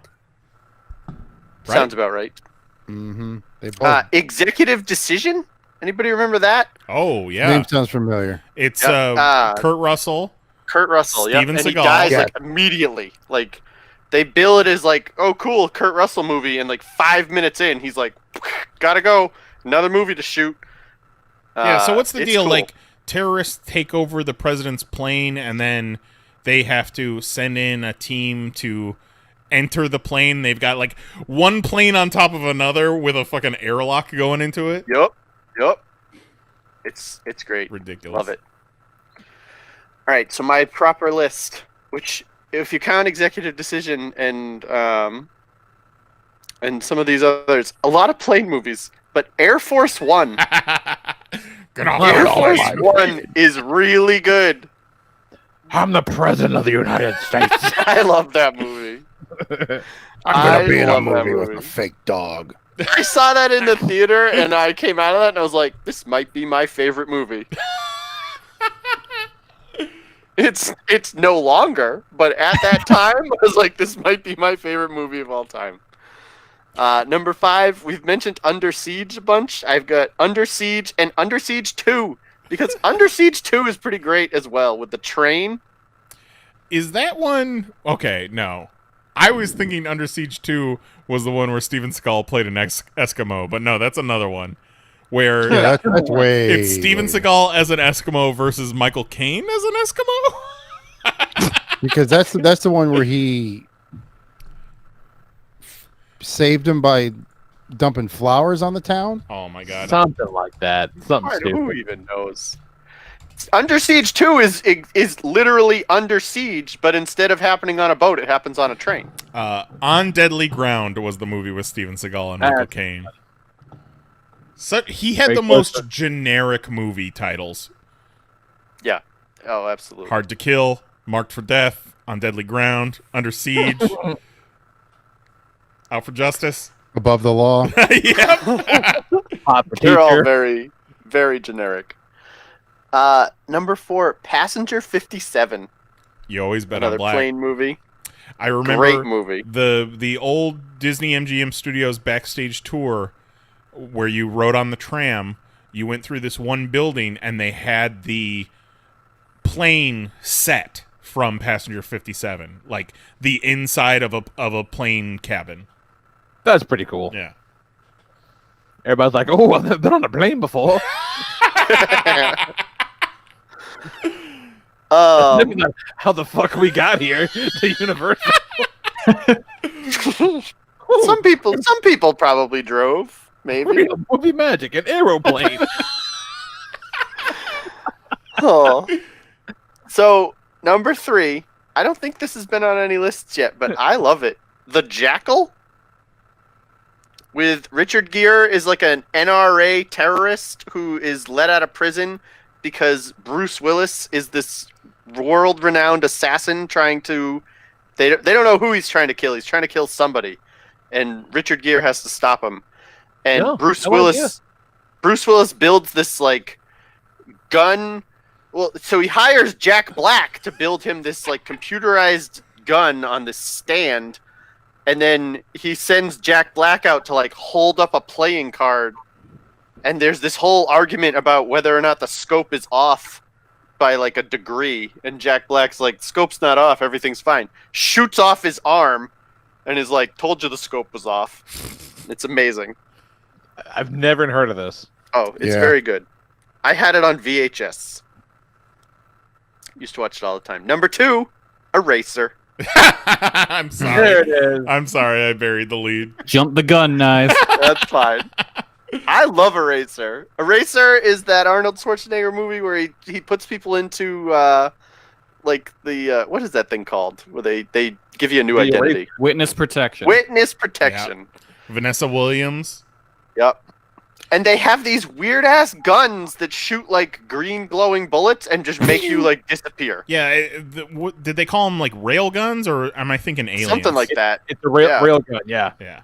Shot like straight through walls, through buildings, whatever. They could like see you through the walls. It was... Who was the villain? Yeah, I remember, like, learning that rail guns were real, you know, like not like that, but the rail guns were a thing, and I remember just being terrified. Like, I saw Eraser, we're all gonna die. Rail guns are real. Oh yeah. Who was the villain in Eraser? Was it James Caan? Yeah, that sounds right. That sounds right. I remember Arnold Schwarzenegger fought a alligator. Yep. Confirmed. He sure did. And number 1, a split, because it's 2 parts with the same crew. It's just a matter of who they're hunting. The Fugitive and U.S. Marshals. Tommy Lee Jones hunting either Harrison Ford or Wesley Snipes. And then U.S. Marshals also had Robert Downey Jr. in it. Yep. Both of them are great. And I watched those over and over and over again. And now we know all multiple times. Now we know why Mahoney was like, yeah, Fugitive's an action movie. He's like, fuck off, Fugitive. I'm like, oh. Awesome. I love the chat. The chat is basically... I keep having to approve comments because so many comments in the chat are, fuck, how did I forget Heat? Fuck, I forgot about Bad Boys. Did There's so many. I was looking at the list and I was like, before comic book movies came, 90s action movies was my favorite genre. Yeah. Yep. You can do worse. Yep. All right, take us home. Jose, you got Discord up? What? He's on his back. Come on. Take us up. Here, I got it. On the fucking floor. I got Forgot. him. I got him. They don't have Discord on the floor. I forgot. Sorry. Yeah, I don't have the Discord floor app yet. Yeah, they've got bottles for piss. They don't have Discord. Sorry. So Eric Magnus writes in, number 6, Total Recall. Great movie. Those three times the one-liners, the badass bitches. I'm sure he's talking about the tits. I think times is supposed to be tits. Number 5, Demolition Man. I remember rewatching this in Japan and my girl asking after it was over, how do you use the 3 seashells? And I said, I know, right? I've been trying to figure that out for 14 years. Doesn't make any fucking sense. So Not at all. I could only ever think that they were just used as scoops. Yeah? But what That's is what I it always need figured. for? And who replaces them when they're gone? I think you probably just, like, rinse them off. Well, he doesn't know how to use the 3 seashells. Number 4, Passenger 57, Always Bet on Black. It's a great movie. Number It's a good 3, movie. Face Off. Travolta and Cage were just chewing up the scenery. Number 2, T2. This shit looks better than all the rest of those god-awful Terminator films combined. It holds the fuck up. It really does look like a better movie. I really like Salvation, but Salvation is it's just kind of been erased from history. And apparently that most recent one is really good. But Genesis is trash. And T3 was terrible. Yeah, it's not good. I do like the Holy ending shit, of T3. I totally forgot about the most recent one that wasn't Genesis. I do like the ending of T3, What's the though. most recent one? Dark Fate. Girl. Dark Fate, yeah. The chick from Halt and Catch Fire. Yeah. My memory completely erased that movie from existence. Yeah, same. It didn't do very well. Like just now. Remember they brought back Linda Hamilton. Yeah. No, okay, it's come back to me now. Yeah. And number 1 from Eric Magnus, Blade. The movie was fucking awesome. The music, the action, that black chick. It took me years to figure out that he said some motherfucker's always trying to ice skate uphill from a random wizard magazine. That's like one of the best movie one-liners I've ever seen. I love that. Until this list, I didn't look back on the 90s fondly. I could have done a top 50 for everything I didn't mention, like Die Hard 2, Hard Target, Point Blank, maybe Point Break, Hard to Kill. This list brought back memories. Fuck yeah. And then Zero checks in. He says he didn't feel like making a list this week, but he had some shout-outs that likely won't be on anyone else's lists, including Spawn, which still to this day has the best movie soundtrack ever. Also, that Hackers soundtrack was A+ too. Yeah, Jose turned me on to the Spawn soundtrack, which was all rock artists and rap artists combining, or like sometimes it was rock and like techno. And it was pretty fucking killer. Yeah. The Crystal Method, Marilyn Manson Filter. Can you? Oh yeah, trip like I do. And then that's my favorite version of that song. And then Eric Magnus is like, Spawn had a soundtrack. Oh no, killer soundtrack. Fucking amazing. Jose and I, when we lived together, we were writing a Batman Beyond movie, and before we actually wrote any of the script, we were like, all right, we got to do a soundtrack. We got to do it like the Spawn soundtrack. Who are we going to combine? What rock bands? Important. You find the music, Yeah. you find the voice. What rock bands and what rap artists are we combining together? Oh man, that was so much fun. That was a ton of fucking fun. That was great. You know what's going to be even more fun? What's more fun, Knize? Next week when we talk top 6 weird food habits. Because we sure do love a food topic on this show. On you fucking freak shows, where you do your food. So we're talking. I like to call this list the Jeremiah Vetter list of food habits. We're gonna be dunking brownies and orange juice. We're gonna be eating mellow I yellow like to eat my milkshakes. son through my butthole. So yeah, like if you got a weird habit, like you can't eat the crust, or if like you've got a weird combo that's not really something that you've seen elsewhere, like or you only eat combos. Yeah, yeah. If you think nothing goes better with a chicken strip than a nice diet Sprite glaze. Actually, that sounds pretty good. You've heard of like what is it, like Dr. Pepper pulled pork? Yeah. Oh yeah, for sure. Yeah. I would love a chicken strip sprayed with Sprite aerosol. Thank you very much. Yeah, I'd try that. Sign me up. Found our fortune, fellas. So that'll be fun. If you don't have 6, like just give us like your one weird food thing. Everybody's got one, right? Yeah. Maybe this is more of a pop topic than a 6. I think this is a pop topic. Okay. I don't think... Okay, I'm like into it. if I was to do 6, it would just be like 5 of them are I don't like this condiment. I don't like this condiment. This condiment, don't like it either. I can only eat spaghetti with my toes. And Nenum Lost in the chat says, wrong, The Crow has the best soundtrack. Oh, the Crow soundtrack's great. Crow soundtrack is good. I heard they used it in Armageddon. No, they used the score. In the trailer. They used the score in the trailer. Like almost like the theme. Well, remember when they were doing trailers for Lord of the Rings: The Two Towers, and they were using the Requiem for a Dream music? That's a badass. They do that kind of a lot. I feel Yeah. like, even to this day. I think it's marketing But because that was the first time it broke my heart. they're hoping that you recognize the music. Right. Yeah. Fucking, we watched The Rocketeer recently, and I'd never told you guys, when I was leaving the hospital after my ER visit, we're going up the escalator, leaving the hospital, and they're playing like a Muzak version of the Rocketeer theme. What? Yeah. It was wild. That is wild. I love that movie. All right. So when we watching Ricky O? I do that shit. I'm this free. week if you I'm want. free Friday. Yeah. Maybe we'll watch Ricky O. Yeah. Yeah, we should do a movie night this week. Ricky O from the Flow. Do it. Do it. So stay tuned for that. We'll make a plan for that. And the next week, pop topic. What's your weird fucking food thing? Everyone's got a weird food thing.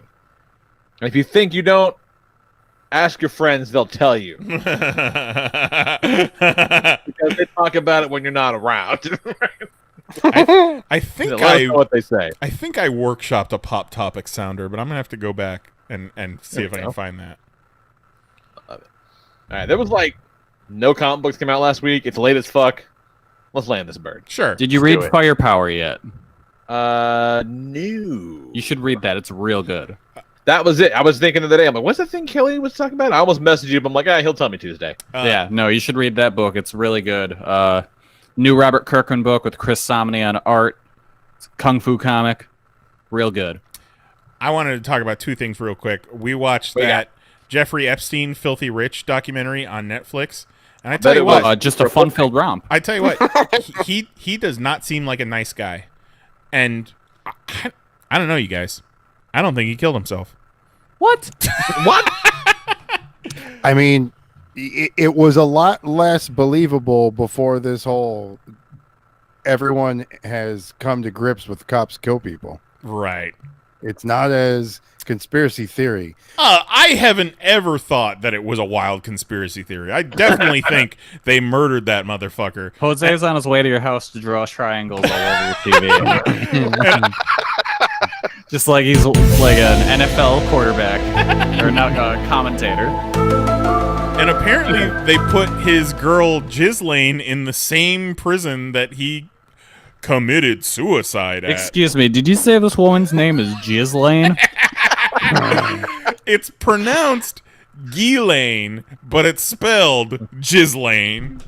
Oh no! I saw a great one the other day that was like, "As of course I know how to spell how to pronounce Ghislaine, but you go first." And also thing about that was there are more pictures of the president with Jeffrey Epstein than there are of me with my parents. Yep. Yeah. Yeah, 100%. 100%. Also, just a dude he didn't even know. I don't know that guy. I don't know why there's 150 fucking pictures of me standing next to him. Also, we were giving him hugs. We were scrolling through Netflix last night and happened upon Supermarket Sweep. Supermarket Sweep is on Netflix, you guys. And I saw that was on there. It was one of my favorite shows when I was a kid. Dude, just throw them hams in the cart. Oh, hell yeah. Throw them hams. And them turkeys. Dude, we must have watched 7 episodes straight of Supermarket Sweep last night. How many episodes are on there? There's like 11. It's a collection. Okay, so there's not a lot. Right. But then... You don't really need full seasons of Supermarket Sweep. So. But then I think there's more on Amazon Prime, which I'm going to have to check out. Oh. Yeah. Oh, my. Just looking at this Wikipedia entry for Supermarket Sweep. The original production was in 1967. Right. Was the first run of that. It's fucking nuts. Yeah, I only care about Lifetime. Yeah, I only care about the Lifetime version. Yeah, that's the one for sure. We were talking about it. Mary had never seen it before, and I was like, "You've never seen Supermarket Sweep?" I was like, "It was on Lifetime." She was like, "We didn't have cable." I was like, "Oh, what a voice! You poor thing." No cable. Happy birthday to Mary. Happy birthday. Happy birthday, Mary. It was supposed to be like she was like fighting back tears. That was the voice. Oh, okay. You made her sound like a sad horse. Like a real bumpkin. Like a real bumpkin voice there. Nice. No, we couldn't have cable and apples. Every time she talks, there's just banjos playing. She's the best, though. I love her. Post. Happy 33rd birthday, my love. I love it. All right. Here's a bushel full of apples for your birthday. She does like apples. All right, and we got anything else? We done? We all good? We're done. This is so much fun. Thanks, guys, for hanging out with us. Thanks for sending in your list. I look forward to seeing what sort of broken fucking people you are. Wait. I read the Encyclopedia, Volume 1. Let's talk. We'll tell you about. They have the encyclopedia on the floor. In Appalachia. In Aardvark. I'm reading the floor model. It's like, hey, you guys want to hear about the all the ingredients of my couch? I'm reading the thing. It's flammable, not to be removed unless by the consumer. Do not tear off tag. Oh, they found under the couch. Gluten? Why does everything have gluten? I found a Cheeto under the couch that's good enough to eat. I don't remember the last time I bought a Cheeto. Oh. All right, so yeah, come back. We'll talk about weird food stuff next week. We may very well do a movie this weekend. We'll let you know. That's what's going on. Yeah. Come back next week at 10 p.m. Eastern, 9 p.m. Central at youtube.com/panelsonpages. For Jason Knize, Jose Guzman, Kelly Harris, my good buddy Mahoney, I'm the Lord Reverend Rodriguez. Night. Love ya. Bye-bye.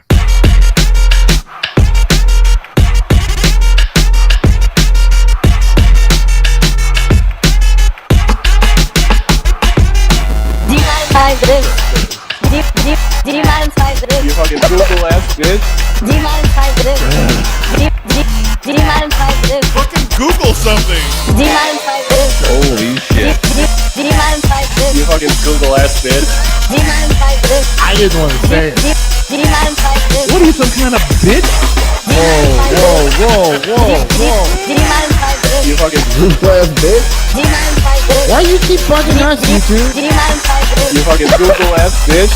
That's it. Show's over. We're done. See you next Tuesday.